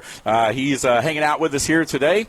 And, again, Big John Davis is in there having some conversation with folks. Again, we appreciate he'll be back with us here in a few minutes as well, or at least I assume he will. But he is the host of this Bradley's Brunch and Lunch here today, along with the owner, John Capone of Bradley's. We appreciate him allowing us to come out here today, and we've enjoyed just a gorgeous morning so far. So, again, if you're in the area, come on by, say hey to us. We'll be here till 1 o'clock. We've got some selling some raffle tickets here for some jerseys, some different things. But really, the main thing here is the food. 50-cent wings, authentic fish tacos. We talk about that all the time when we talk about Bradley's, because they have some great authentic food here. And so come on by and enjoy a brunch as we transition into the lunch hour here in the next hour. So, again, come on by, hang out with us. We're having a lot of fun right here on the program. Hey, we were talking a little bit about the NHL playoffs. The Buffalo Sabres last night, 3-2 after the first period, but then after that, the Montreal Canadiens were able to turn it on, and they ended up winning 6-3. And Big John, I know that you weren't terribly happy about that, and I will take the blame because I jinxed it, man. I told you go Sabres. When you tell me go Sabres before the game, they seem to win, but I told you go Sabres last night, and it went the other way. I tell you what, you get the first goal in 2 minutes, and I'm like thinking to myself, okay, they look good, they look crisp, they look sharp, and then all of a sudden this is what happens. And but I will tell you this, why I think that Montreal is better. And I know you didn't watch the whole game, but right. But some of it. But they the thing that I noticed, a couple of things. I think they were one step behind. Yeah. And Montreal, I've been noticing this for the last 3 games. Montreal has an offense to where what it does is it draws the goalie out just a little bit. Yeah. And when they get a 2-on-1 or a 3-on-2, they've got it spread enough around to where when you pull that goaltender out, he just flips it off to his left, and the guy just is an open shot. Yeah. And the goaltender, obviously is so far out that he can't stretch over to get to the other side. So, I don't have much hope. I do think Montreal is the better team. And I also think that, Look, I'm not knowledgeable enough in hockey, but I think the 2 best teams are Carolina and Colorado. And we talked about, can you sit too much for a hockey game? Right. Yeah. And I don't think you can, because you're getting healed up. Yeah. You exactly. can still run your offenses and stuff. You still run it. Yeah, absolutely. Again, the final game for this round of the playoffs tomorrow night between the Sabres and Canadiens, or at least Game 6 anyway. It may not be the final game. The Sabres will try to stave off elimination and keep the series going. Basically, everyone else is pretty much in the clubhouse at this point for the conference semifinals. Again, in the West, you've got the Avalanche and the Golden Knights. They'll be going at it. The Golden Knights eliminating the Ducks. And so, again, Vegas back in it as they were a few years ago. Carolina Hurricanes, as we mentioned, they swept their series against the Flyers, so they're waiting on the winner of the Sabres and Canadiens, and that's the NHL. Meanwhile, NBA playoffs, too, real quick. Again, we talked about the best of 3, basically, is what it boils down to between the Pistons and the Cavs. Cleveland currently leads that series over the number 1 seeded Pistons right now, 3-2. San Antonio also up 3-2 over the T-Wolves in their series as well. Knicks have already stamped their ticket along with OKC. And so, again, the NBA playoffs taking off as well. Hey, we presented the trivia question that you came up with, but we have not revealed the answer yet because we're trying to get some folks to text into our Jasper Coca-Cola text line at 866-888-0744. And the question is, which city that has all 4 major sports leagues has the least amount of championships? And so we're going to check the text line here in just a moment and see if we have any answers. And I want to add something. Hester was like, soccer? And I'm like, no, major force. She's like, well, I said, yes, it's worldwide. That sounded like David just a little while ago about soccer. Yeah. But I'm like, but Hester, every city doesn't have a major sports or soccer league. So, yeah, it was a good one. And there's another one that I'll just throw out there. I won't throw the second one out there. And I don't know why I'm picking this up on the X feed, but name the team's logo that most represents a state. Name the NFL. Name the team's logo that represents that looks like a state. Okay, all right. So that's a good one right there. So we do have a couple people here on the text line there. Let's see. Somebody wrote in here just now. I'm reading these off of here, so if you're watching live, my face is probably sticking right in the camera there. We'll come back to this. Again, we do have a listener that said, I believe this is the first time that Scotty has been anywhere near the top of the leaderboard this year. The tournament could be over Saturday. That is Jim in Buffalo who texted in. And we also got a comment as well from a guy named Tony from Woodstock who guessed Phoenix as far as the answer today for the trivia question we just threw out. That is incorrect. So Phoenix is not the correct answer, but we do appreciate Tony from Woodstock texting in, and we'll continue to try to check some of these things as we go right here throughout the show. But, yeah, man, there's some folks chiming in here. We want to hear from you. Again, our Jasper Coca-Cola text line open as always, 866-888-0744. Now, good question this morning, partner. Yeah, well, like I said, I'm following that this group on X that come out with these random.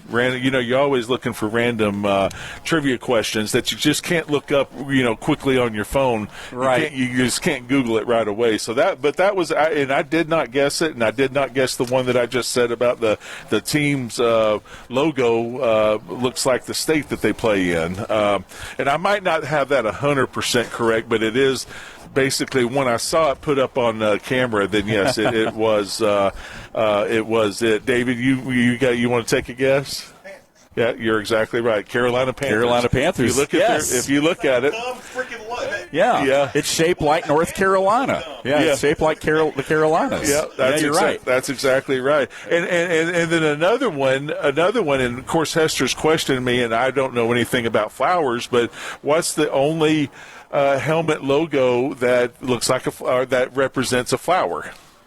I'd say the Saints. The Fleur-de-Lis. The Fleur-de-Lis, yeah. You got it right off the bat. I'm like thinking, what? All right. I thought that was a fountain or something. Or like a pitchfork or something. Yeah, exactly. It shows you how much I know. So, well, there you go. Well, hey, here's the thing about this show. Even if you don't like it, man, you're going to learn something. Yeah, so, exactly. Right? Tune in right here. Very educational. Yes, that's right. Very educational. We will reveal the trivia question here today. We've got some tickets. We got some things we're giving away in person here today. A couple sets of Braves tickets here as well. Also giving away a pair of tickets to the Chattanooga Zoo as they start their summer promotion. So a lot of things, we're giving away. We're having a lot of fun here. We've got some auction items. We're selling some tickets. John's got some jerseys. Again, we are doing this to benefit charity, too, by the way. Again, we've got the Cobb County PAL, the Police Athletic League, which supports our, officers and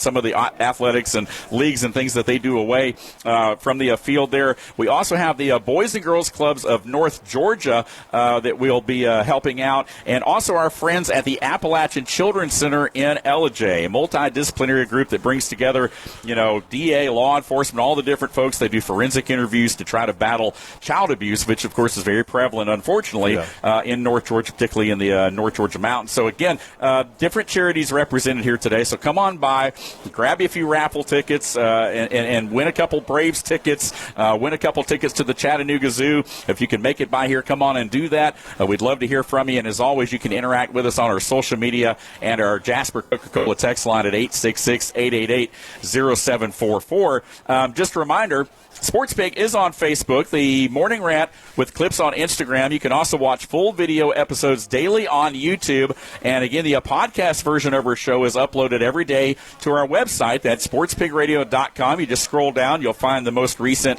episodes of the program there. Of course, I am on Twitter at Dave Garner 777. He's on Twitter at John Davis _65. And this is the Friday Happy Hour edition of the Morning Rant. We'll take the time. Dave, go ahead. One more thing before we go to break. The Braves tickets, we don't know if it's going to be 2 or 4. We will wait until Travis and Hester get here.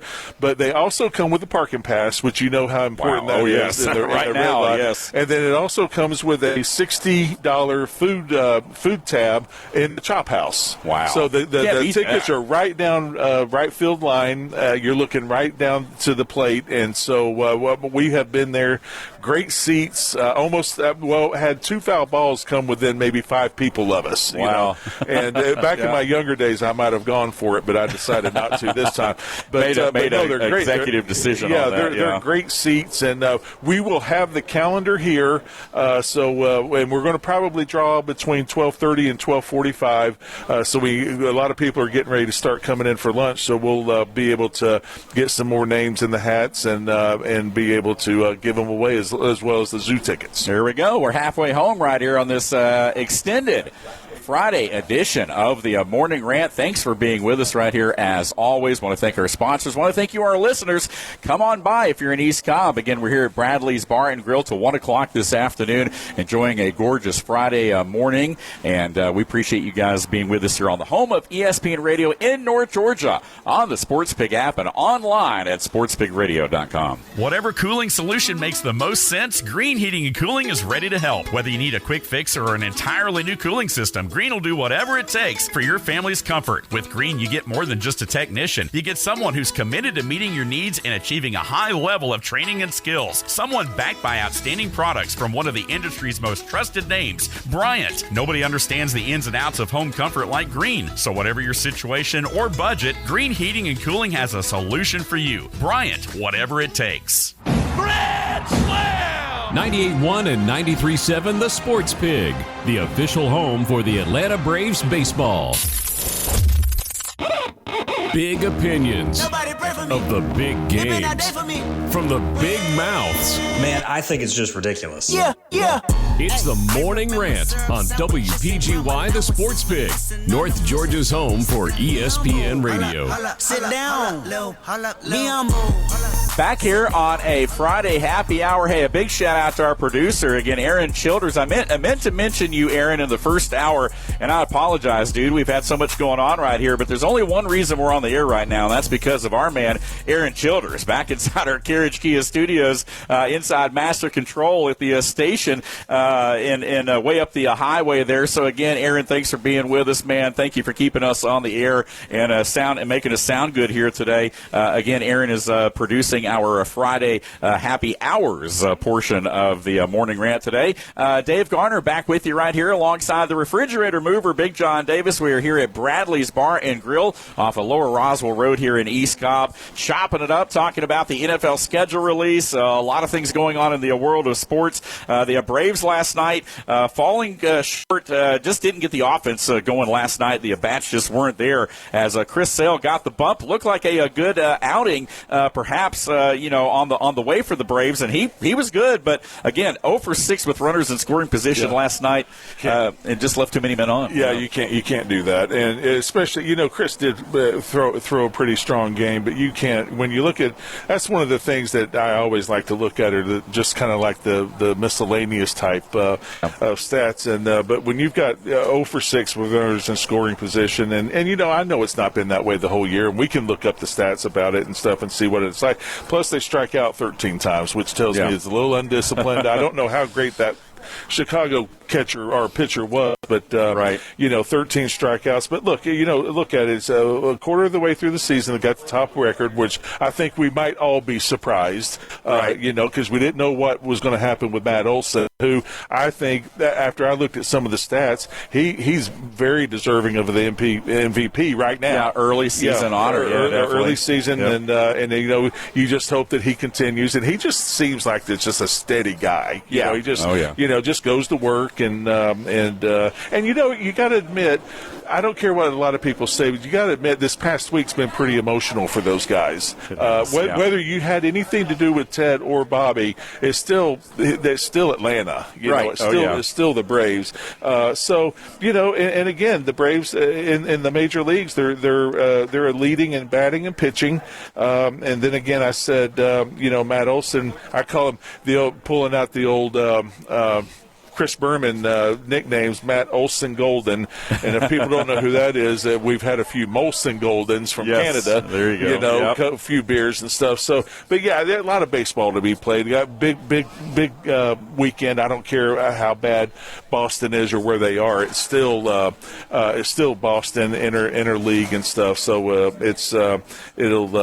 hopefully it'll be just win another series. Yeah, exactly. Just keep going. And the other thing is, Dave, we're continually staying at or going a little bit more distance in between the bottom guys. Trying to put some distance here, no doubt about it. We're talking about nicknames, of course. Matt Olson, the new Matty Ice in Atlanta, with the way that he's been playing here so far in the early part of the season. Sale did have a great outing yesterday, 13 strikeouts, but again, just like we said, didn't get the offense going. That's been an anomaly, fortunately, for the Atlanta Braves this year, not getting the bats going, because we've been able to outslug basically everyone that we've kind of gone up against so far this year for the most part. But again, the Red Sox in town for a 3-game set, and hopefully the Braves can get back on track there. Hey, we were talking about PGA Championship, and I know you and I kind of keep looking at the leaderboard there a little bit to kind of see what's going on. But again, going back to that round yesterday, I mean, Scotty Scheffler, again, not very Scotty-like, and for a guy that basically is kind of just, working his way through the major courses and spending time practicing you and I, and even our man Billy D, our golf expert on Tuesday, was saying, Rory's kind of, gearing up, and Will Cooper's even said it, he's basically just practicing on those courses for the majors to try to catch the record, as we talked about. But to come out and shoot a +4 in the first round of the championship yesterday was kind of crazy. Well, and you could tell by his press conference, he was very frustrated with his clubs, and and that course can, everybody's like, oh, it's a short course and this and that and the other. Well, as we talked about the other day, you still got to hit it straight because of the off the fairways and in the rough and everything. And a lot of these guys that bomb the ball, but here's the problem with that. Yeah, you might drive the green, but here's the thing: you might be off the green, and it still might take you 4 shots to get to the hole. Because have you seen? If you've looked at some of those greens, how the putts are. I mean, you think you're in a different area code, especially going up the hill and down the hill and curving right and left. But that's what happens to DeChambeau. DeChambeau can smack it. The problem is you can't find a short game. Right. And then on top of that, he can't putt. Yeah. And so, but I think a lot of that's in his head. They're trying to make this an excuse about the live golf, and he's paying too much attention to that, and he possibly could be. But I think he's going through one of these slumps that all these golfers have gone through. Justin Thomas went through it. Yeah. Jordan Spieth went through it. Roy went through it. They all went through it. But I think DeChambeau, and DeChambeau is, I think, the new Arnold Palmer. He loves the fans. He loves interacting with the fans, and that's great. But, there's a reason why Tiger's got 18, majors. Jack's got 18 or 15, and Jack's got 18. Yeah. They love the fans too, but when you get inside the lines, it's all about golf. Right. And and there is something to be said for getting too pumped up, your adrenaline, because that puts extra yardage on your shots. Oh yeah. And stuff like that. But listen, it goes back to the same thing: drive for show, putt for dough. Yeah. But it doesn't matter if you can hit the ball 360, 370. But if you're in the rough around the green or in the sand around the green, I mean, my goodness, I saw some of those sand shots that just came right back into the sand. They just had no idea. And so, and what happens now is that it's not so much physically tiring, but now you're starting to get mentally tired. And it's just like, okay, maybe I should go to a 3-wood and work on my 100-yard end game. Right. But that's not the way these golfers think these days. No. Right now, Alex Smalley, the one atop top the leaderboard right now at just 4 under. So, again, to your point, I mean, it's a tough course. Speaking of Chris Berman and nicknames, I like to call him Xander Killing Me Shoffley. Again, even right now, along with Patrick Reed, as far as some of the bigger names that are kind of towards the top. Matsuyama, again, at 3 under right now. But a lot of these other guys, and I don't follow golf as close as other people do. There's a lot of names here, if you look down the top 20 or 30, that I don't know. I mean, sure. Cam Smith's even right now. Koepka, John Rahmer even. Jordan Spieth battled back to even right here. Scheffler having a +2 round so far today. Now, that's just today, but Scheffler's still at 1 under overall, along with the rest, most of the leaders there. Again, you got some guys at 2 under. Matsuyama right now at 3 under, like we mentioned, and Smalley at 4 under, kind of leading the pack right there through the first 7 holes. A lot of the, leaders have not teed off today yet, but some of the guys at the bottom, like we were talking about there, with DeChambeau, and I'm still trying to find it. He's still 6 under. Yeah, he hasn't teed off yet here today. So, again, we'll kind of keep our eye on it, and we'll know, obviously, when we come back on Monday, as we kind of put down our, picks and all that kind of stuff. We'll come back on Monday and talk about those. But, definitely a different-looking field, particularly at the top of the card right now. Yeah, Fridays, they're still getting in the groove. They're still trying to find their way. They're still trying to jockey for getting to the cut, and I think we just looked at it, and the cut's at 2 over as of right now, which we all know that can change. Yeah. But but we know yet tomorrow's going to be, and I think the weather's supposed to get a little bit dicey tomorrow, if I'm not mistaken. So it's a lot of golf, and but just glad that. So far, except for DeChambeau and Rory, no really big surprises. No big surprises there at all. Hey, again, our Jasper Coca-Cola text line is open, 866-888-0744. Again, once again, a big shout-out to our friends at Jasper Coca-Cola. Our text line open. We are on location here at Bradley's Bar and Grill off of Lower Roswell Road here in East Cobb. And the trivia question that we put out there, and we've thrown a couple at you here, but this one right here, which city that has all 4 sports leagues, not including soccer, has the least amount of championships? Are we ready to reveal the answer? Do we want to throw it out there? Yeah, we can throw it out there. We might find another one, but the answer, which I did not catch, because actually, if I'm not mistaken, Dave, the Minnesota Wild are in St. Paul, if I'm not mistaken. But that kind of threw me off, which I should have known, Minneapolis, St. Paul. Right. But it's the Minnesota. Yeah, the Minnesota Leafs. Yeah, Minneapolis is the city. Is the city that they have the fewest amount of championships, and which, I mean, I can't even begin to think. Well, obviously the Vikings, right? The Twins and the T-Wolves. Yeah, I think the Twins might have had one World Series, and that was against over the Braves. And I don't know about basketball and then hockey. No. So, but that was that one caught me off guard, and y'all got the other ones, and I don't know if y'all we'll tell them. I don't know if they might have heard David over the air, but maybe not. Name the sports football team whose logo resembles the state they play in, which was I didn't get either, and I'm just like trying to think of all the names, but yeah, so text us in and see if you can answer that question, and if you do, then we'll probably have one more for you as the day goes on. There we go. Again, live on location right here at Bradley's. Hey, giving away Braves tickets to the Chattanooga Zoo. Again, we are raffling off some jerseys. You can buy tickets here today. We'll do it when we're back here next month. We'll be giving away, or maybe in the next couple months.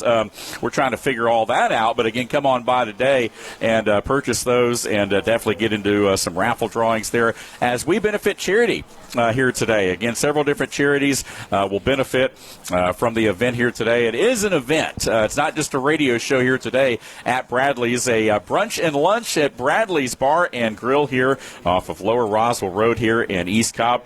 Hey, I appreciate you guys being with us. We'll take another time out and come back and talk a little college football news for you. All that and more straight ahead on this 3-hour edition of the Morning Rant right here on the home of ESPN Radio in North Georgia on the SportsPig app and online at sportspigradio.com. Whatever cooling solution makes the most sense, Green Heating and Cooling is ready to help. Whether you need a quick fix or an entirely new cooling system, Green will do whatever it takes for your family's comfort. With Green, you get more than just a technician. You get someone who's committed to meeting your needs and achieving a high level of training and skills. Someone backed by outstanding products from one of the industry's most trusted names, Bryant. Nobody understands the ins and outs of home comfort like Green. So whatever your situation or budget, Green Heating and Cooling has a solution for you. Bryant, whatever it takes. Grand Slam! 98.1 and 93.7 The Sports Pig, the official home for the Atlanta Braves baseball. Morning grind with Pork Rind. Welcome to the show. It's the Morning Rant, weekday mornings from 10 to 11 on 98.1, 93.7, and 101.1 on the H2 dial. WPGY, The Sports Pig. Back here on a Friday happy hour edition of the Morning Rant. Thanks for joining us. Again, we are here at Bradley's Bar and Grill off of Lower Roswell Road in East Cobb. Again, the Professor Dave Garner back with you till 1 o'clock along with the refrigerator mover, John Davis. Hey, we're going to take a trip down memory lane here in a little bit in the final hour, and we will be joined by a couple of special guests. We'll also be giving away some of the prizes and things over the air. We'll do that as well. And, of course, in person here, the crowd filing in. And now you're starting to see some of the lunchtime crowd as well coming here. So, again, things are about to pick up. I'm not going to get out of here, though, without trying some of those wings and maybe even some of those fish tacos. So, again, we're looking forward to that because I've heard so much about them, right? Yep, we talk about it on the commercial. So I want to know firsthand, man, about all the things here. But nonetheless, we appreciate you guys. Come on by, see us. We'll be here until 1 o'clock, probably hanging out for a few minutes after that as well, enjoying this gorgeous Friday here in North Georgia, particularly here in East Cobb. Hey, John, you and I were talking about the college playoffs, and again, talking about ESPN and this, that, and the other, SEC, ACC, the field expanding to 24 teams, and all the discussions that we've had throughout the week there. But a couple extra notes as we kind of come back and revisit that topic a little bit, as far as just the coverage and kind of what it's going to look like, I guess here. And you notice also, David, the AFCA is getting more involved. Yes, and they need to, which is interesting. NCAA, exactly. Which they need to. Right. It's interesting, but yeah, there's so much going on right now between the college football playoffs, the conferences. The conferences are starting to fight with each other, or they're questioning each other. The ACC commissioner comes out and he says he must have found out somehow. He came out and said that ESPN only wants 16 games, and everybody else you hear about wants 24 games. Right. We know why. But who knows? The ACC wants 24 games just because they feel like they can get one more team in there, and basically, it goes back to the NCAA's Final Four. It's all about it's the money grab and all of that. So. And then of course you've got just a little note here. The SEC, as I call him, the sanctimonious Sankey, the commissioner, says he's saying no to Friday night games, and so what that tells me, Dave? That tells me that they didn't get the sweetheart deal they wanted, right? To play on Friday night, right? So there's just a lot of arguing. From the articles that I have read, to me it's starting to sound like the Big Ten stepping up, and they're kind of overtaking the SEC because they've won the last 3 championships, right? So they have the power. They've got the power. Exactly. And then I'll just revisit again. Kirby Smart comes back out and says, the Big Ten has it easier than the SEC. Well, that goes back to we got to beat each other up, and we have this tough schedule from top to bottom. Well, you know how I feel about that, right?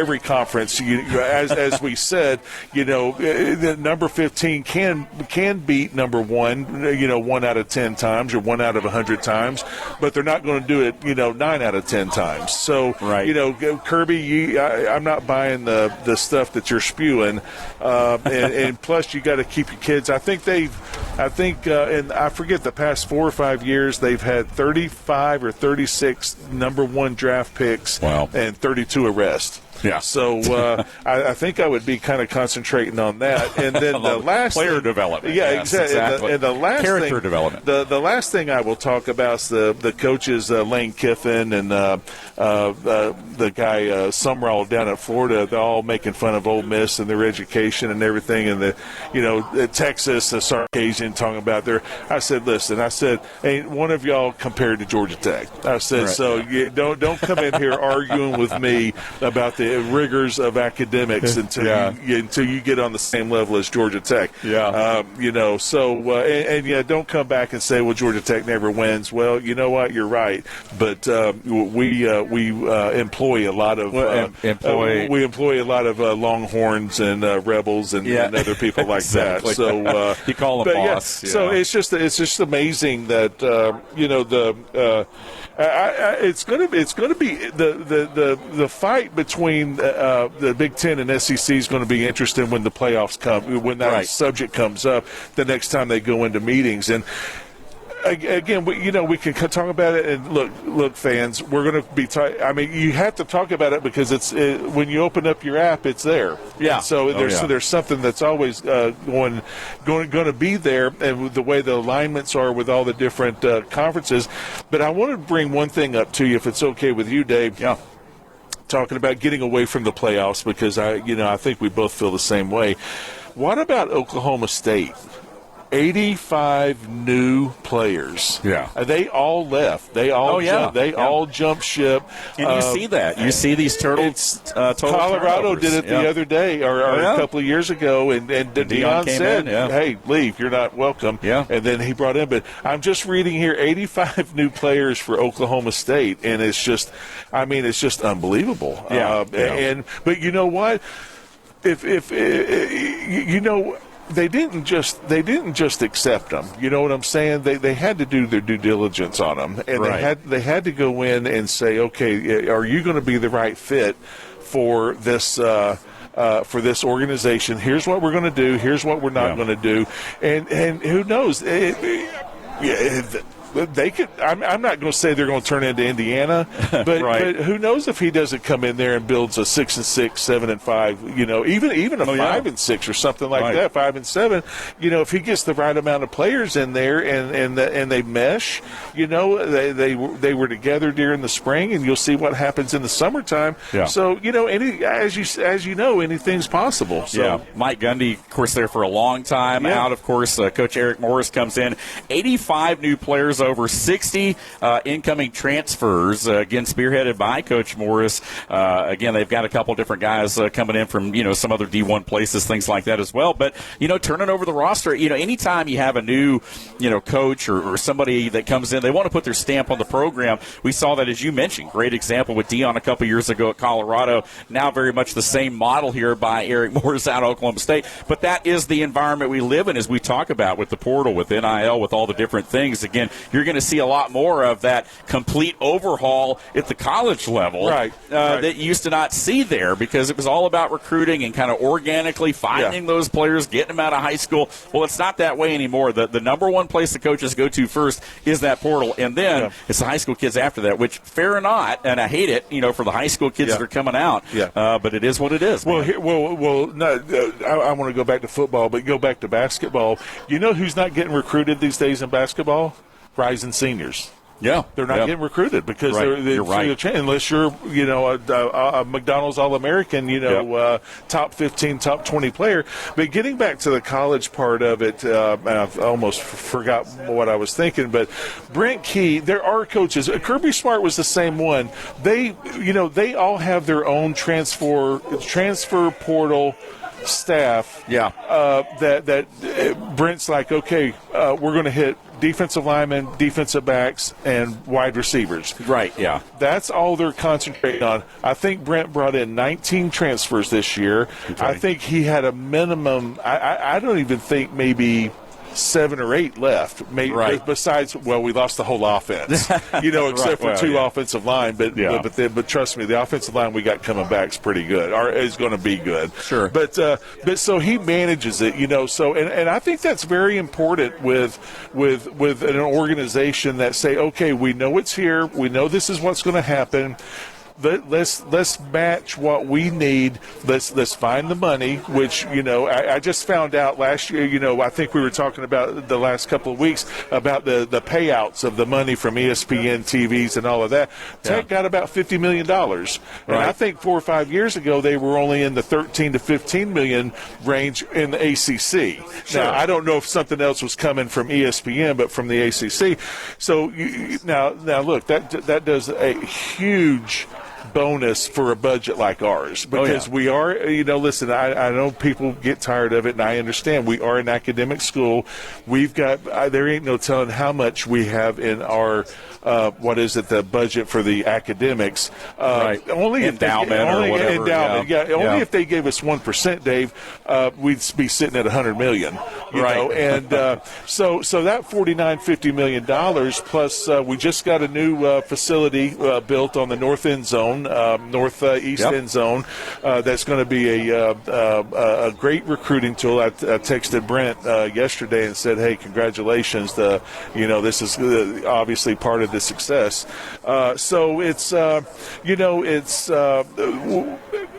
managing the transfers. Don't go get a guy just because he got a name, big star name.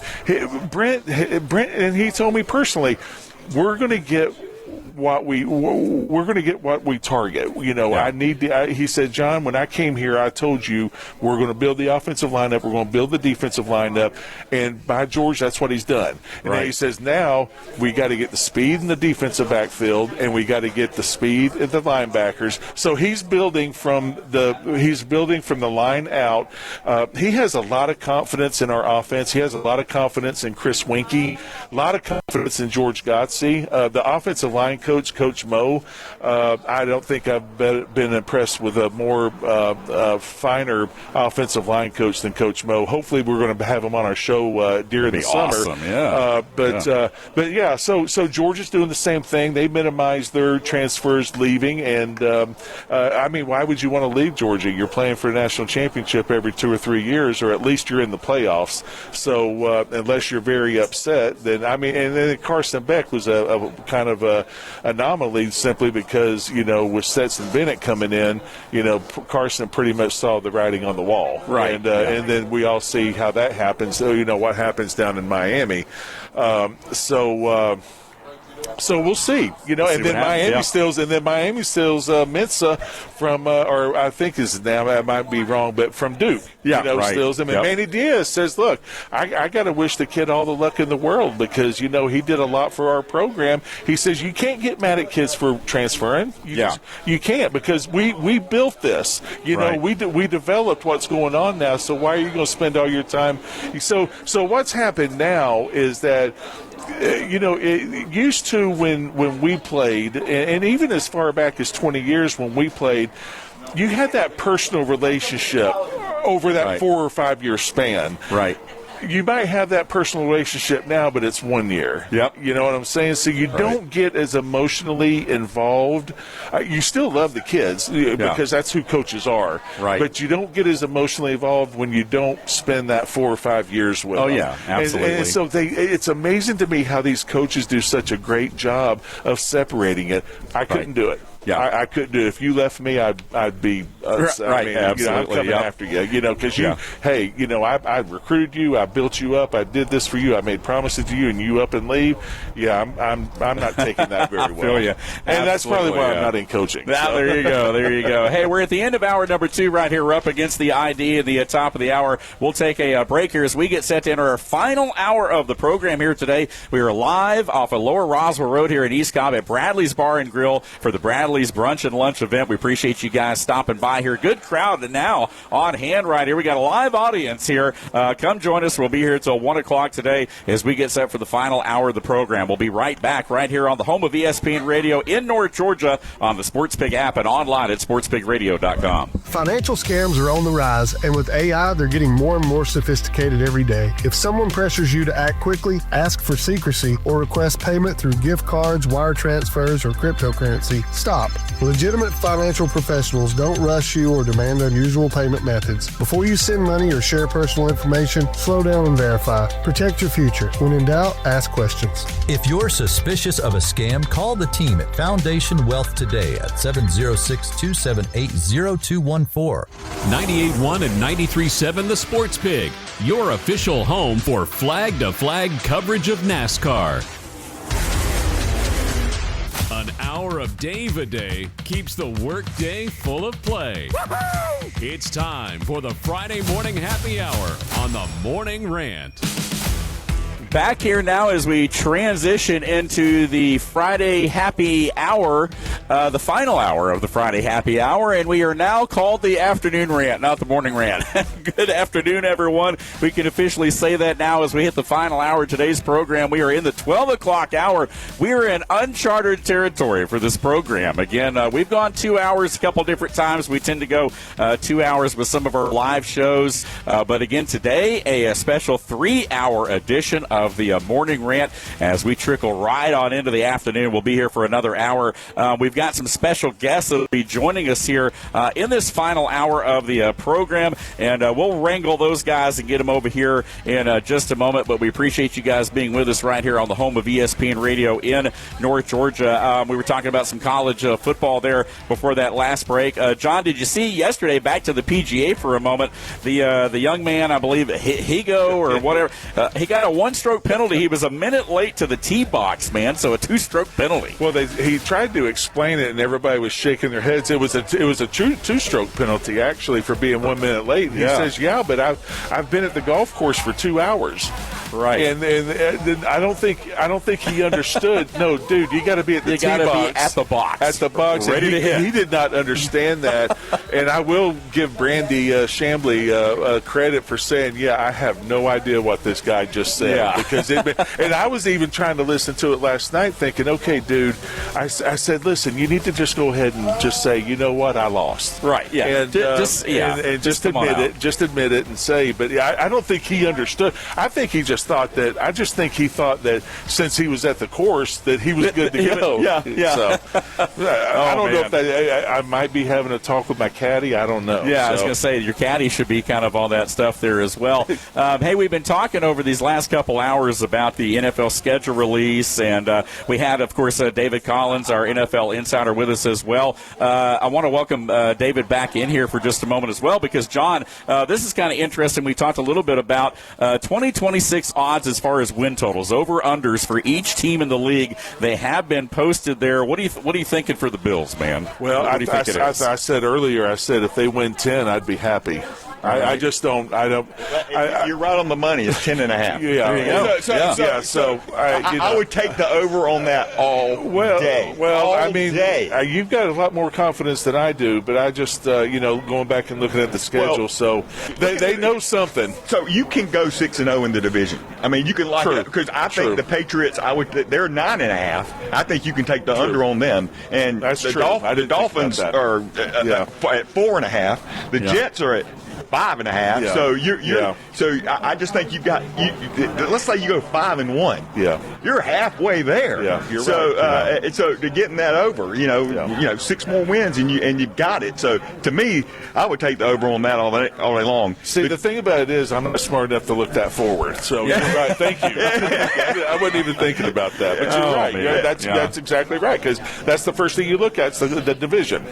What can you do in the division? Then you move on to the conference, and then you move on to the overall league. Yeah, so absolutely. You're exactly right. Yeah, and to your point, the Falcons listed at 7.5 7.5. Tampa Bay right ahead of them at 8.5. When you look at the division, Carolina also at 7.5. They basically have the NFC South pretty much bunched together, although what I was saying earlier, exactly right. Yeah, Vegas agrees with me. Is that anybody can win this division? Anybody can be at the bottom of this division. Yeah. So there you go again. Baltimore right now the highest at 11.5, along with the Rams. Take the under on the Ravens. I think that's a lock. To me, I think the Ravens are always the most overhyped team coming into the division, coming into the season, and they always underperform. You've got Todd Monken, who I like, but he's a new coach. Yeah. You got a quarterback who is generational, but falls asleep in meetings supposedly. So to me, that to me is a lock. I love the under on the. And what was that again for Baltimore? The Ravens, 11.5. Yeah, they're the highest right now. You said it earlier.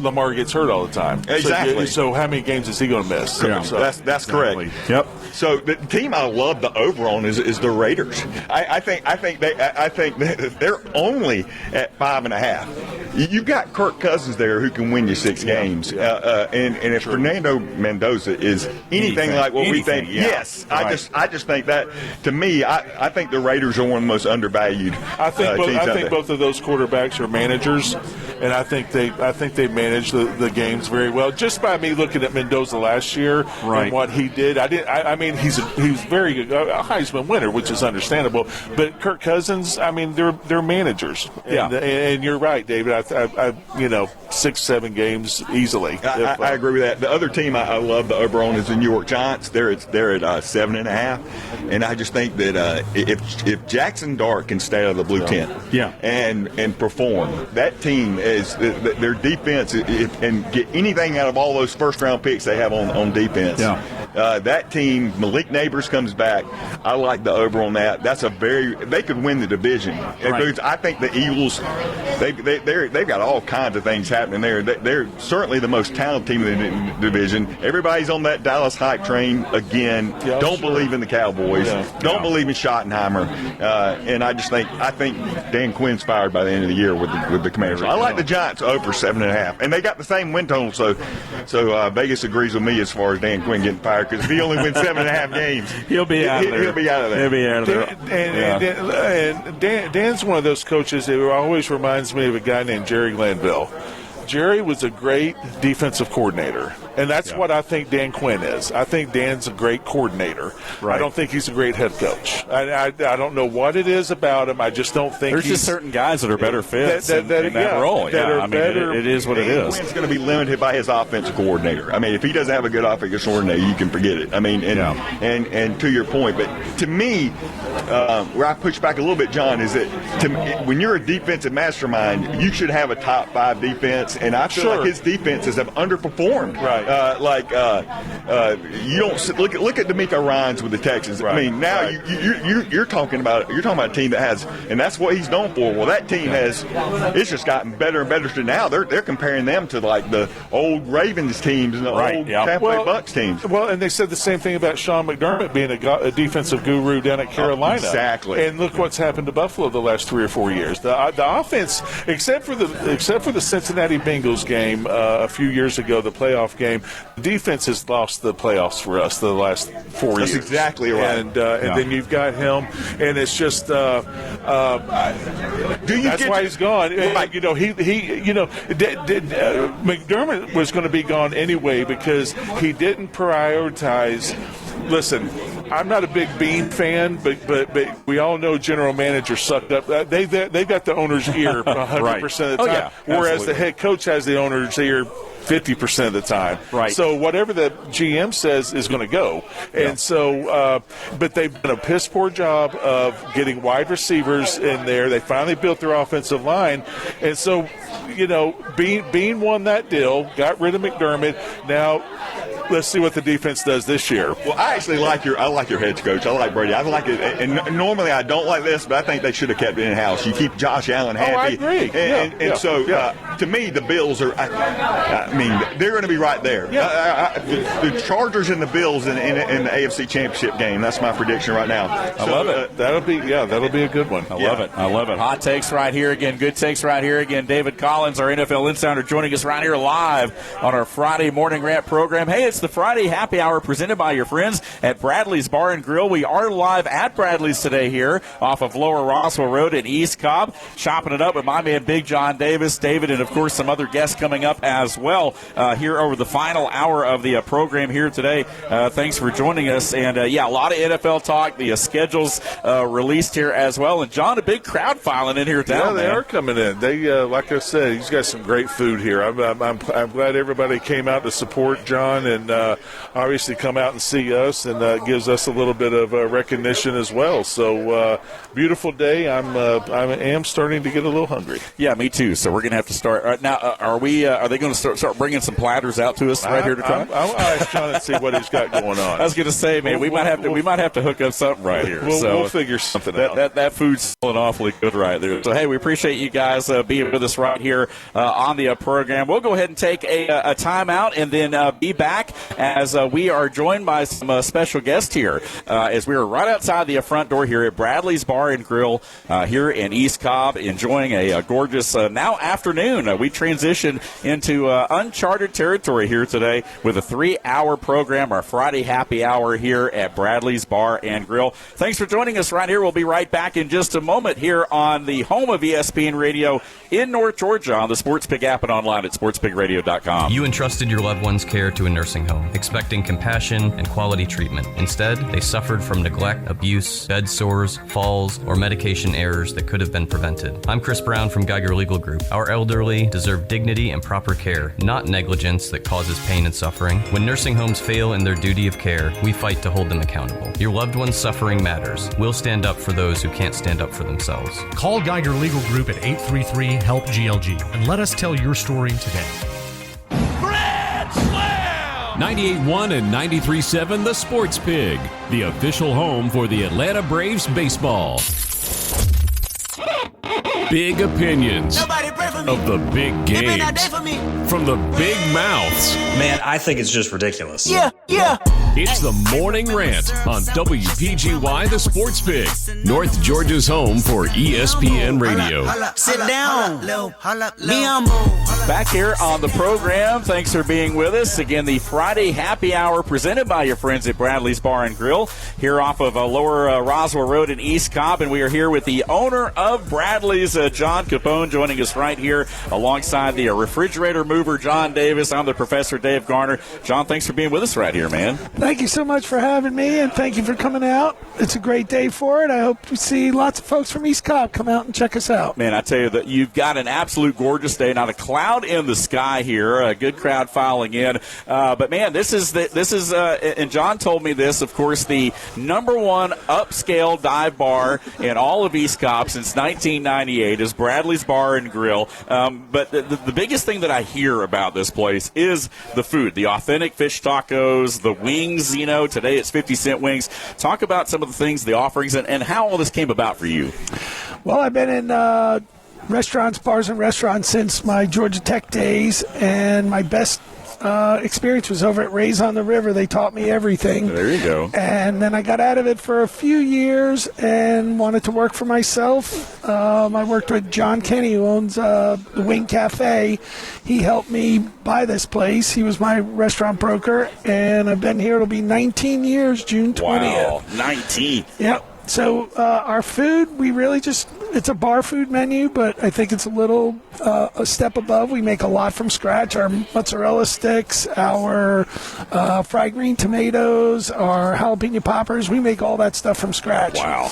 And our wings are definitely #1 in the area. We even had some Walton High School seniors a couple years ago check us out. Yeah. They asked permission to come in because we're a smoking bar, and they rated us #1, 9.41 if I remember correctly. That's great. And beating some of those big chains and all those people. We were talking about that earlier in the show. We were going to talk about that, so I'm glad you brought that up because I'd forgotten about it. But, yeah, we're here in this Walton Raider, area right here. And, even the young guys, man, are rating this place, right at the very top of the charts, rating better than anything else out there. So we definitely encourage folks to come by and check out the wings. You've had a relationship with Big John sitting over here as well.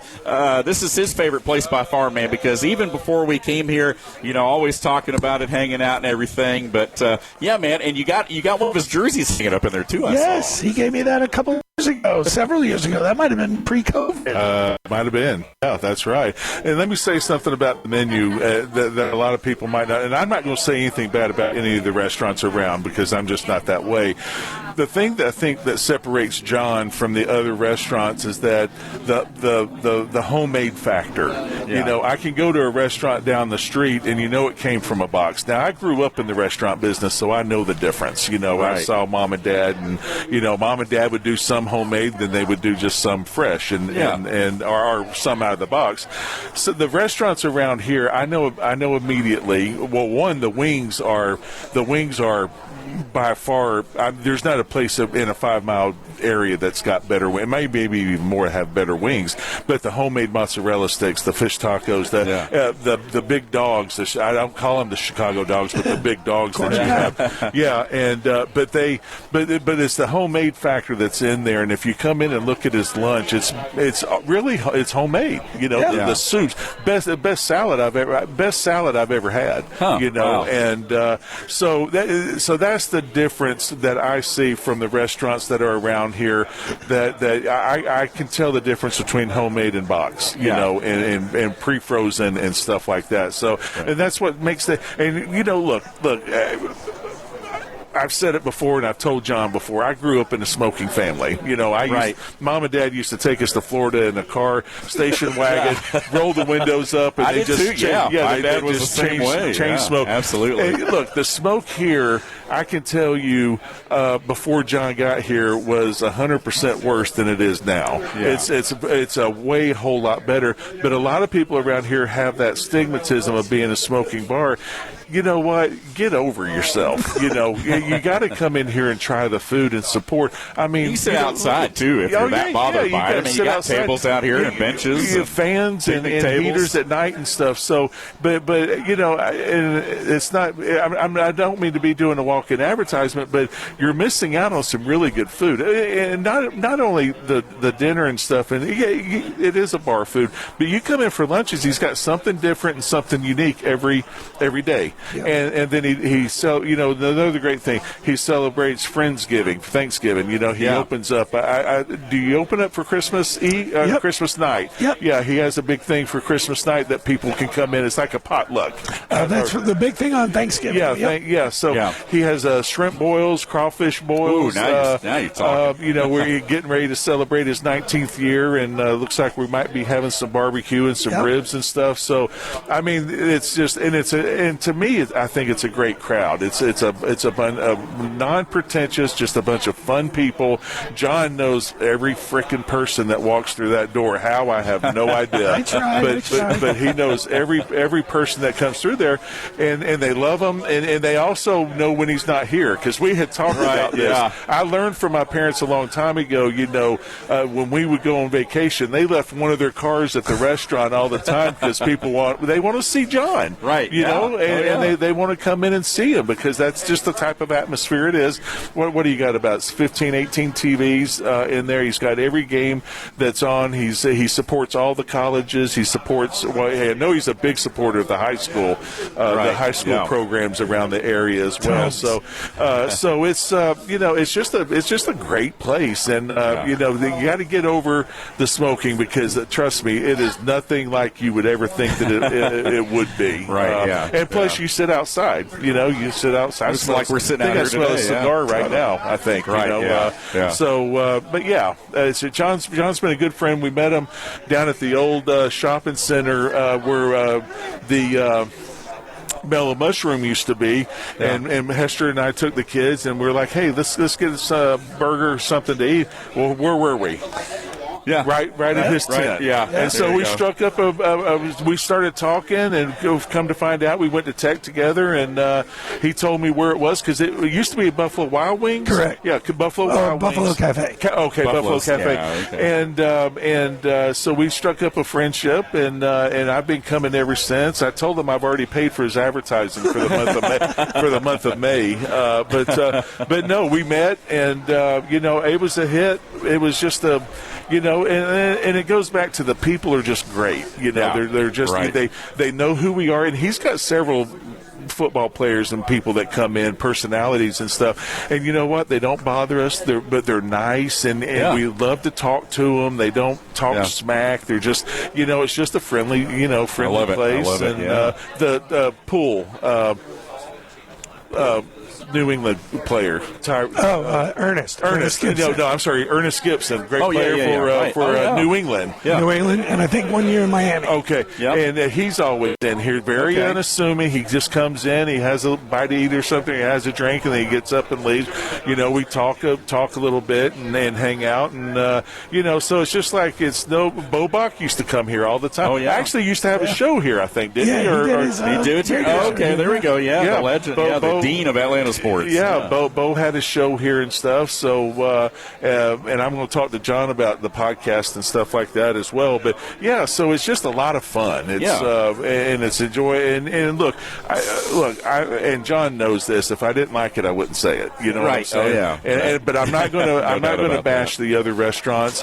But I can tell you, it's far and above. It's definitely unique. Better. Yeah, and one of the things we talk about on this show, of course, it's 80% sports, it's 10% food, and then the other 10% is entertainment, music, and this, that, and the other. But you got it all right here. I mean, that's the thing. And so, again, with all the food and everything, but I do want to talk sports with you right here because it's a sports show, man. Who do you follow? Like, who are your teams? Who do you like to represent right here? Who do you like to come in? Embarrassingly, I still like the Giants. But okay. He doesn't tell me that. No, but I love the Braves. I used to be both a Mets fan and a Yankees fan. I'm a damn Yankee. Yeah, But so I love you the came Braves. down and you didn't go back. Correct. Right? That's what that means. I'm one of the smart ones. So I love the Braves. They got just a great organization, top to bottom. Right. Who else do I like? Of course, I have to follow my Yellow Jackets. I call them the Fuzzy Bees. He's got the big tech pullover on today, as always. So, I love it. Yeah. Well, I mean, it's impressive. And, again, plenty of parking. I mean, it's right off the road, right off of Lower Roswell Road here in East Cobb. So, again, we are at Bradley's Bar and Grill once again for the Bradley's Brunch and Lunch event. Again, we got some auction items right here, some jerseys, some Braves tickets, things that we're going to be giving away here, I guess, really in the next few minutes or so as we're in the final hour of the program here today. John, man, thanks for allowing us to come out here and partake. Man, you had me at wings, man. Well, hey, listen, if I can keep saying good things about John, did a charity event, about a month or so? You went on vacation about a month or so ago. You did a charity event for one of his workers that used to work for you, I think. Still does, but he's still recovering. Raised a good amount of money for him. He does karaoke. He does bingo.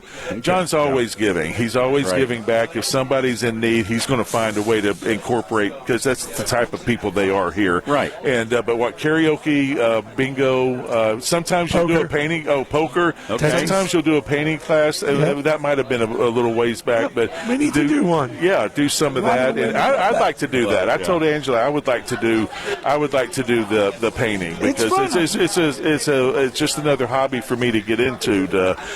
Not like I have anything else to do, but John, you know how much I appreciate you. John and I have some great discussions about the Bible and religion and stuff and politics, and he's made me a much better person, knowing him and stuff. But and you learn, and it's always, if I'm down, I'll come up and see him, and we'll chat and everything. And he's always got a saying or a quote or something that he can throw out there that always makes you feel a little bit better. Yeah, and you were telling me about some books earlier that you would encourage people out there to read if they haven't already. I mean, you can go down that rabbit hole too, man. I mean, what would you throw out there to somebody? Well, for the young people, definitely, if you want to learn about money, The Richest Man in Babylon by George Clason. He didn't write it, he compiled it. These are real stories from the ancient Babylonians.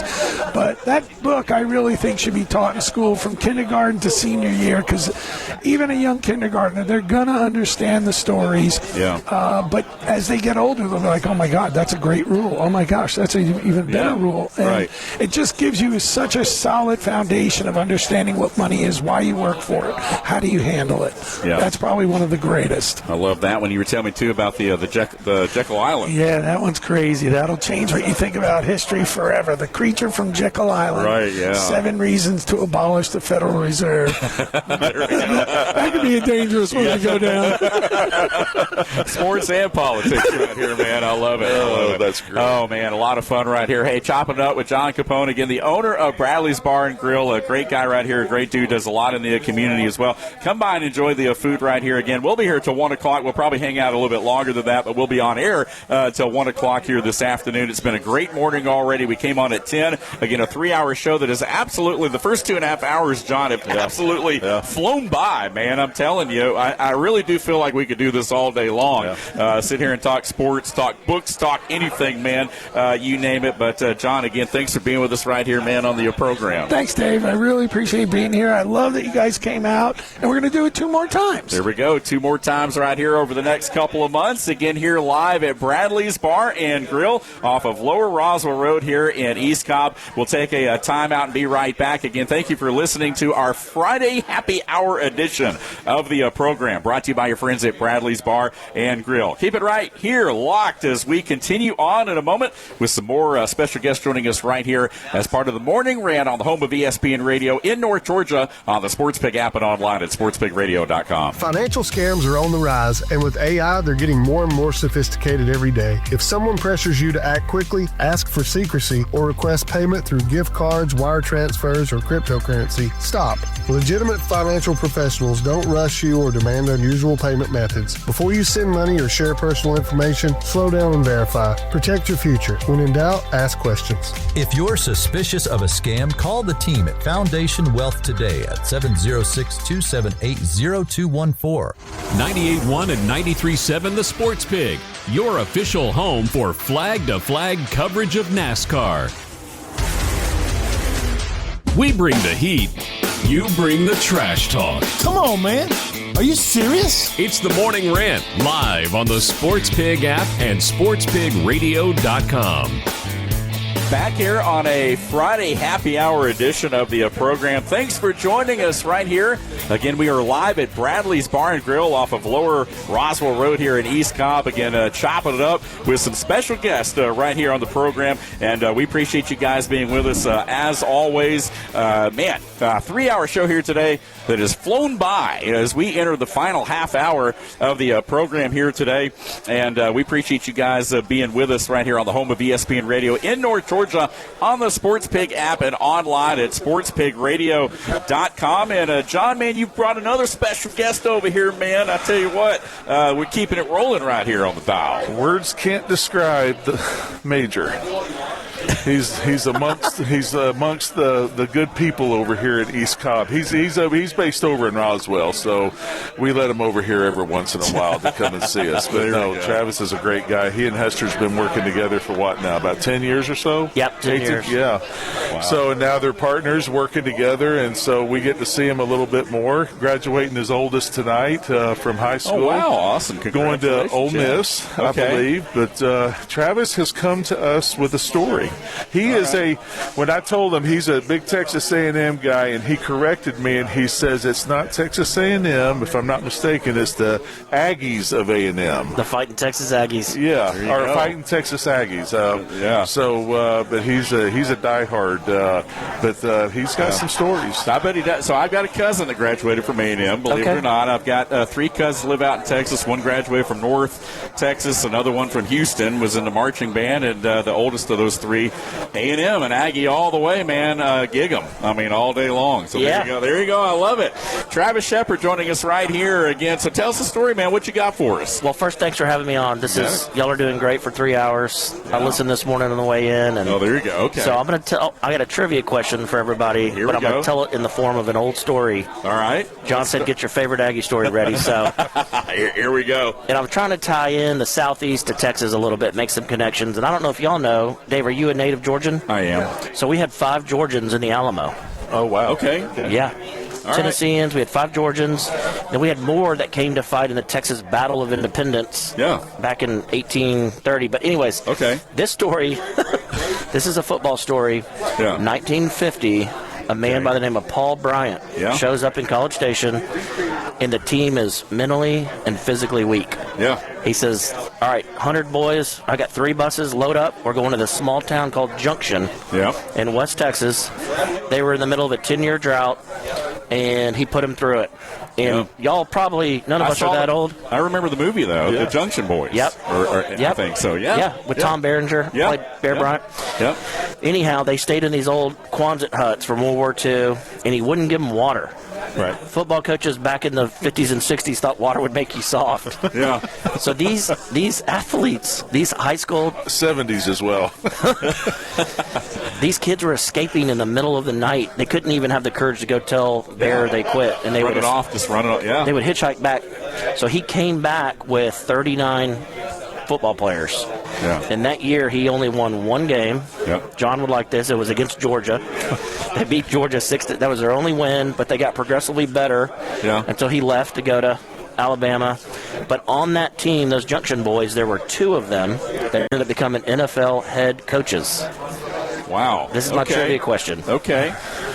My goodness. All right. So 1950, 2 guys that ended up being NFL head coaches off of the Junction gang, basically. Yep. So, man, let's see here.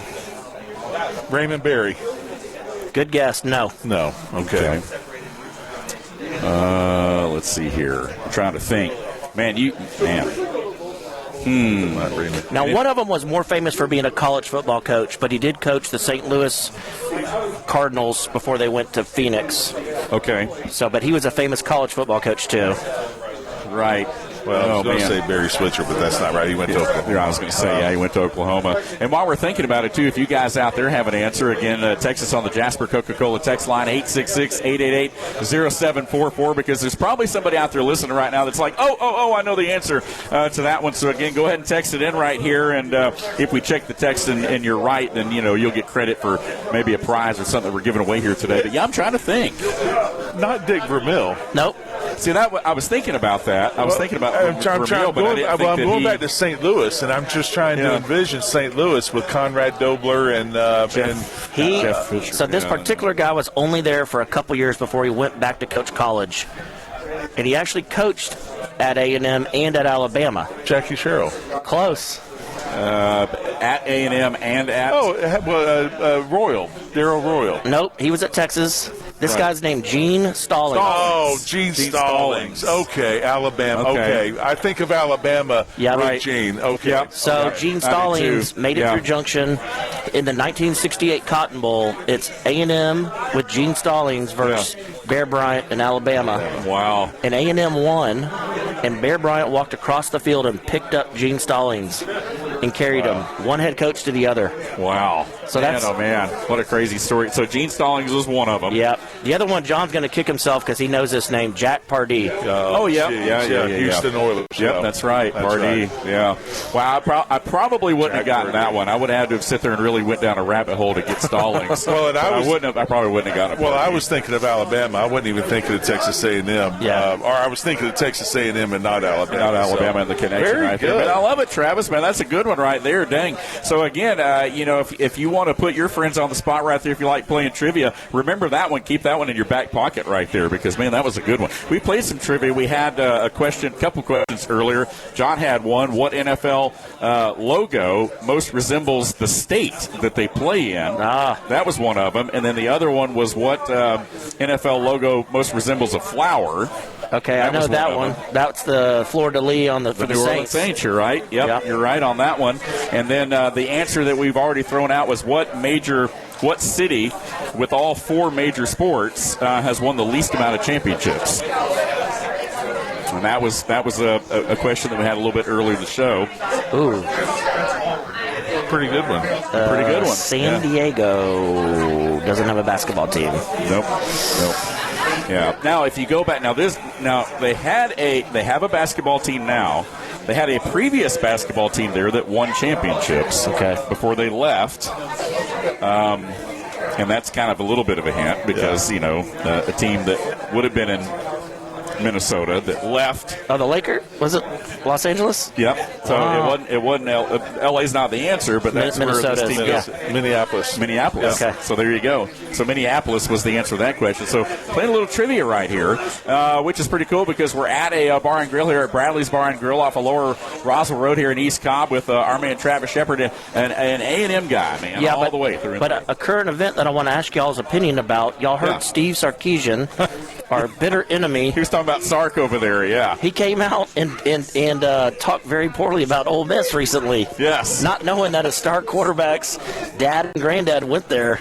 Yeah. I mean, that's what you get for the university. Foot and mouth. That's what you get from those Texas guys. And he wasn't drinking. He wasn't drinking. So he said that's sober.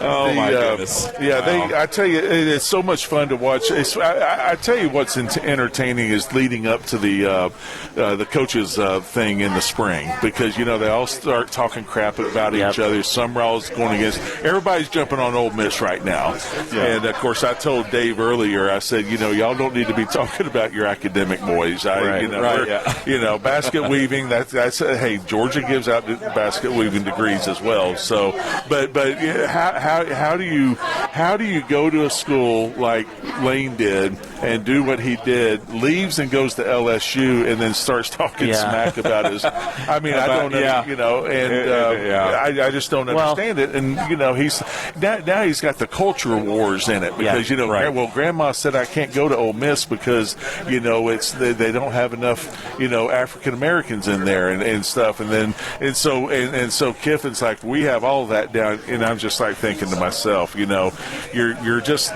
bringing up stuff that you just don't need to be talking absolutely about. Now you guys are wearing hardware today. You got John, you've got one of your AFC championship rings on. Travis, you got some bling though, man, too. Now what is that? Well, when you graduate A&M, you get a class ring. Yeah. But I'm a fourth generation Aggie, so this is my granddad's. Wow. Okay. He went to World War II right out of high school and then went to A&M. Okay. So this is his class ring from 1947. My goodness, you got the diamond in there, it looks like. Yeah, he put a diamond in there when he got married. Wow. He wore it on his left finger. Okay.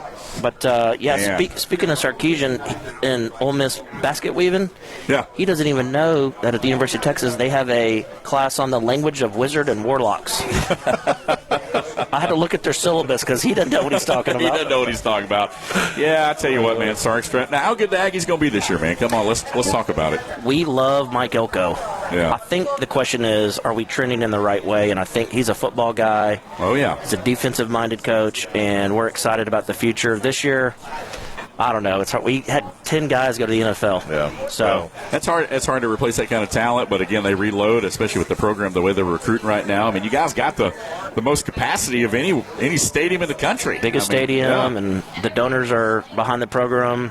I really hope they figure out NIL to make it even for all schools. Yeah. So that we can have an even playing field. But it's the Wild West now, and it is. Yeah. We were talking about that. Potential of a salary cap. On the NIL and things. Well, like what's that. happening now is you're starting to lose sports. You're starting to lose the lower end sports and stuff, and so that's going to. I think that's going to kind of corral it back in. And I've always said I think it needs to be performance based. I don't have a problem paying the kids. It needs to be performance based, and that's how I felt when I came out into the NFL. They gave a guy, Steve Entman, was a defensive lineman, and I think he was from Pittsburgh or I forget exactly where he was from. But they back then in 1987 they gave him a huge contract, but it's like $4 or $5 million, which was a lot. In 87, in 88 exactly. It was. Yeah, they gave him that much money. Well, he didn't even play 1 year, and he got his $4 million. And here I am. I was an 11th rounder, got $9,000, $3,700 after taxes,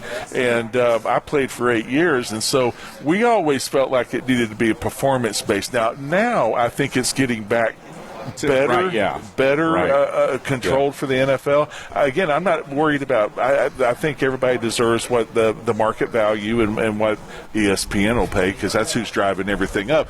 But in college, I think it has to be performance based, and I think you need that. Like the quarterback at the Michigan Wolverines, I was told by one of Olivia's friends' husbands that they signed their quarterback to a 3-year contract. He has to stay for 3 years. So he's got to stay for 3 years. Now, I don't have a problem with that. I was going to say, that's probably smart. Because, scholarships are based 1 year at a time. Right, And so I don't have a problem with them signing a 3-year contract, and which they should, because, look, I'm not going to call him a professional athlete. I don't know what we're going to call him, but you can't give a 19-year-old, $2.5 million, the further, unless he's just a huge competitor, the furthest thing from his mind's football. Let me just put it this way: he's not spending 100% of his time on football. Absolutely. You know what I'm saying? No doubt. So I think if you could do that, I think if you could, performance based, give him something as a guarantee, but then the rest of it's performance based. That's when you're going to see these lower teams be able to come back and compete. Because I'm going to tell you something right now, guys. When the top 25 comes out, I'll lay money down the national championship's probably going to come from the top 10. Yeah, right. I see you might have one that comes. You're talking about as far as payroll or whatever. Because you're now reaching $40 million. There's several teams now with $40 million payroll and stuff. And but then again, as we talked about, it all goes to, are they going to mesh? Are they going to work together like Indiana did? Or are they going to crap Now, do we on know themselves? what Indiana's payroll was last year? Because that would be the counterpoint. It was not nowhere towards that point. I'll look it up, but it was nowhere towards $40 million. But they had, he brought 13 of his players from James Madison, and which he had that core group that knew what he could do, and those players got Indiana to buy into it. They got that great center from Notre Dame, that came in and played, and they bought into the and their program. average age was 24 years 24, old. 25. And their budget, I was looking, it was estimated between about 14 and 21, somewhere in there, which is significantly less than some of the higher spending folks in Big Ten and some other conferences like that, but still, nonetheless, still pretty significant, though. Right. When you're talking about that. So, again, nonetheless, a continuing conversation, a discussion that we're going to continue right here on the program as we lead up into summer camp, training camp, all that kind of stuff, man, you name it. Travis, man, we appreciate you being with us right here on the program, man. I love the stories and the trivia, man. You brought it today right here. That's right. I got to stump you both. You did, absolutely. Hey, I'm going to have to remember these. Yeah, exactly. We're hitting the home stretch right here, man. We're almost home. Again, we are here with you till 1 o'clock, so just one segment left as we hit the final break of today's program. Again, the Friday happy hour edition of the Morning Rant, now into the afternoon here as we go till 1 o'clock. Thanks for being with us. One more break, and then we'll wrap things up right here. Final thoughts, and John will take us down memory lane at the Bradley's Brunch and Lunch. Again, we're live at Bradley's Bar and Grill here off of Lower Roswell Road in East Cobb. We'll be right back with you here on the home of ESPN Radio in North Georgia on the SportsPig app and online at sportspigradio.com.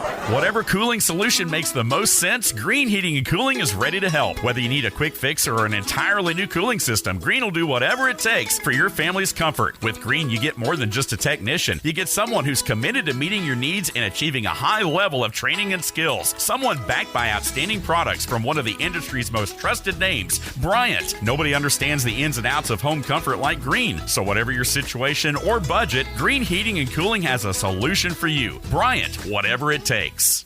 Grand Slam! 98.1 and 93.7 The Sports Pig, the official home for the Atlanta Braves baseball. Morning Grind with Pork Rinds. Welcome to the show. It's the Morning Rant, weekday mornings from 10 to 11 on 98.1, 93.7, and 101.1 on the H2 dial. WPGY The Sports Pig.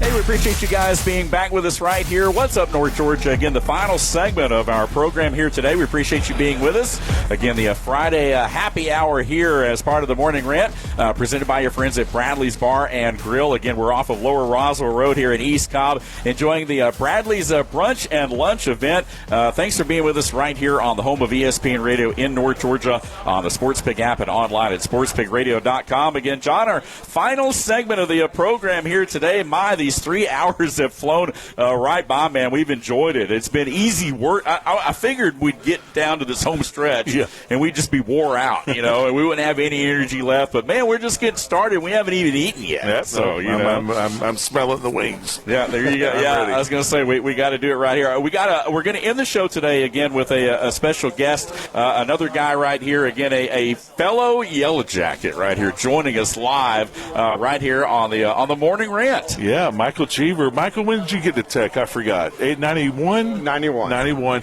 Michael has a little bit of a family connection with us because my brother coached him in Noonan when he was in high school. So Michael came. Obviously, I was gone. Michael came 4 years.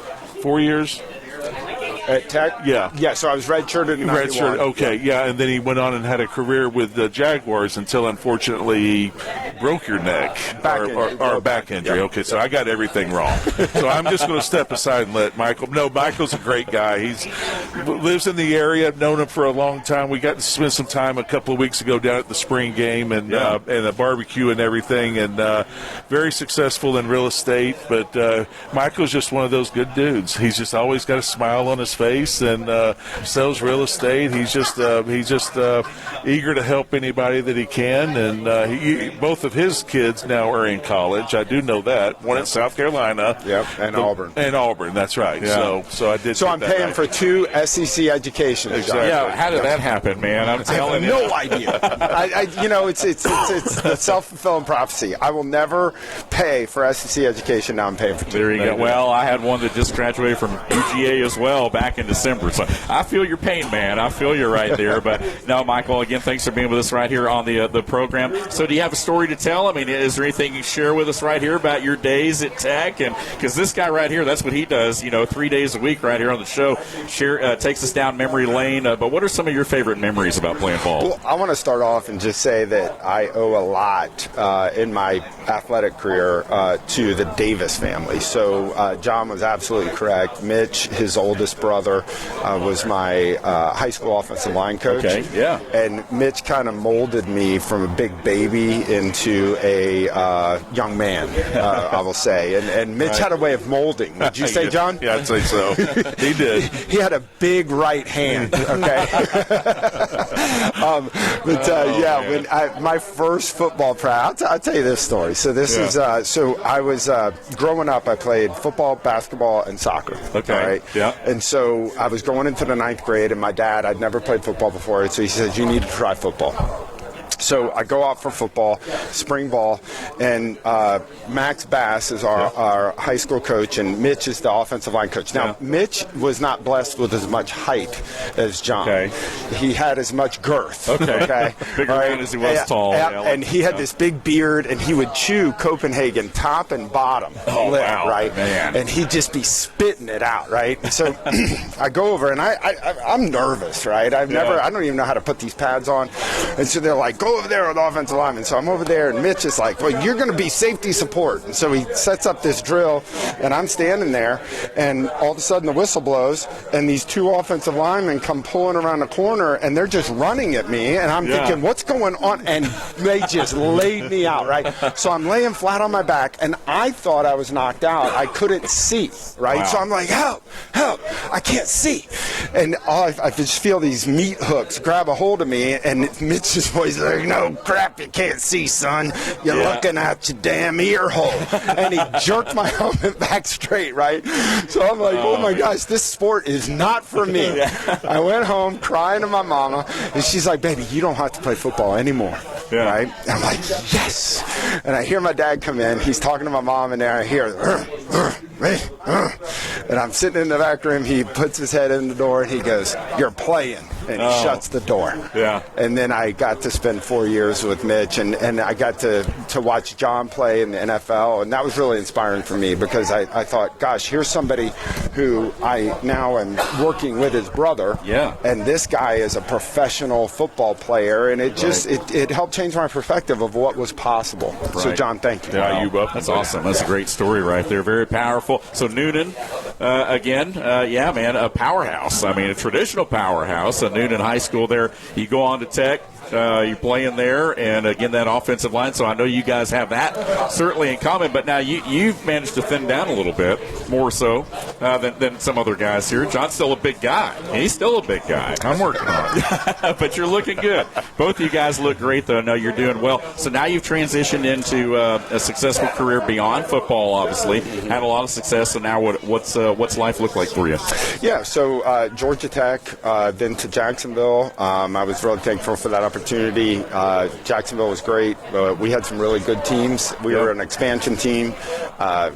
Carolina and Jacksonville both expanded in 95. 96 was my first year. We had an opportunity to go to the AFC Championship and play against Denver, beat them, AFC Championship in New England. And they beat us right at the end of the game, and I don't think it would have mattered because we would not have beaten Green Bay that year, I don't think. That was Brett in his prime. And then transitioned after football into real estate. So been in real estate now for 25 years. Wow. I live here in Marietta and get to hang out with guys like John sometimes. I love it. I love it. Right here at Bradley's Bar and Grill in East Cobb, here again with Michael Cheever. So how can folks get in touch with you now if they have real estate needs here in this area? Just Google Michael Cheever. Okay. There you go. When the picture comes up, the football picture, I have lost weight since then, so it's not what I look like now. You're a thin guy. I mean, you're a tall, thin guy, man. So, so awesome. Again, well, we appreciate it. Appreciate you being here with us right here to close out the show, man, here with another tech guy in here. And Big John, he likes to take us down memory lane. So, partner, I'll give you, we've got about, we got about 3-4 minutes on the clock right here. All right. You want to share a story? I'll get through it all. When I got hurt, blew my knee out in 91. I'll try to make it fast, even though I like to make it longer. You know how coaches come out and they'll say, "Hey, you're hurt," but when you come back, you never lost your job to injuries, you know. Right. And so they said, "Look," and I blew my knee out, obviously. And they said, "Look, when you come back, you're in there." And I'm like, "Okay, that gives me a little bit of reassurance." So go through the whole rehabbing process. I come back in September, 9 months early for an AC. Well, I blew everything out, but I came back, and I felt like at that time I was ready to go. Well, Marv, was not. And so finally, about the 5th week of the season, I went up to his office and I said, "Coach," here's what we need to do. You need to release me because I can play football. So you're going to coach forever. I said, I've got a short span of playing time. I said, "Please let me go." He says, "No." Pulls out about a foot-long cigar, starts smoking it and everything. Well, about this time, I'm starting to get really pissed. And I'm like, "Coach Levy," I said, "I can play football. Please let me go." And he says, "Yes, you can play football. You're going to play for the Bills."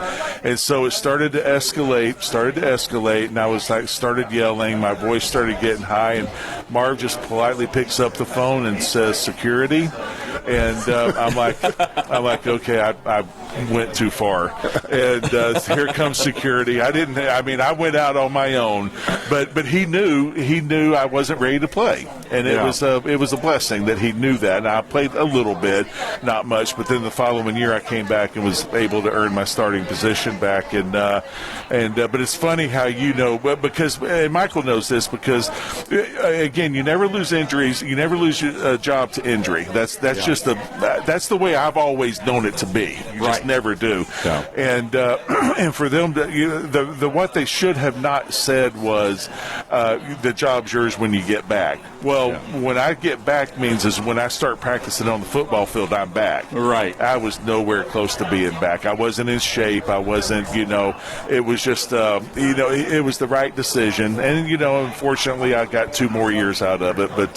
But that was the story that, and I went up to Marv about 10 years later at a function and told him, I said, I've got to apologize to you for what I did to you in the office, raising my voice, disrespecting you and stuff. And he got a little tear in his eye, and he says, "You know what?" He says, "I knew exactly what you were thinking. I knew exactly what you were talking about, but you weren't ready to play." And I said, "You're exactly right." Yeah. And I said, "And I apologize." And he said, "I appreciate it. No apologies needed." But we every time I used to see him, and I won't get to see him in a while, but I always introduce myself. And one time he's like, "John, bleeping know who you are. I said, well, dude, you're 99. Yeah. You're 99. I'm not for sure. I just wanted to just say hi. So, well, because here's the facts. The facts are Marv knew that those security guards had no chance of getting you out if you decided not to leave. Right. That's what I was thinking, too. True. Yeah, true. Exactly. No more security needed right there. Great story right here. Hey, we're out of time here, man. We've already made it through 3 hours. Again, Michael, thanks for being with us right here on the program as well. Pleasure. Again, Travis Shepard joining us. Owner John Capone of Bradley's joining us as well here in this final hour as we wrap up our 3-hour coverage right here on the Morning Rant. Big John, as always, man, the refrigerator mover, thanks for bringing it right here, partner. A lot of fun today. A lot of fun. There we go. Going to wrap things up. We'll see you back here on Monday, back in studio for our Monday morning quarterback edition of the program. As always, visit us on social media, the Jasper Coca-Cola text line, as well as 866-888-0744. Hey, we appreciate you guys being with us and hanging in there with us on a Friday Happy Hours edition of the Morning Rant. Once again, going to wrap things up. We end every episode the same way. If you don't know, you better ask somebody. We'll see you Monday morning right here on the Morning Rant, here on the home of ESPN Radio in North Georgia. Shout out to our man, Aaron Childers, back inside Master Control. For my partner, John Davis, I'm Dave Garner. So long, everyone, right here on the Sports Pig app and online at sportspigradio.com. Tired of shouting your business's name into the void and getting nothing but crickets?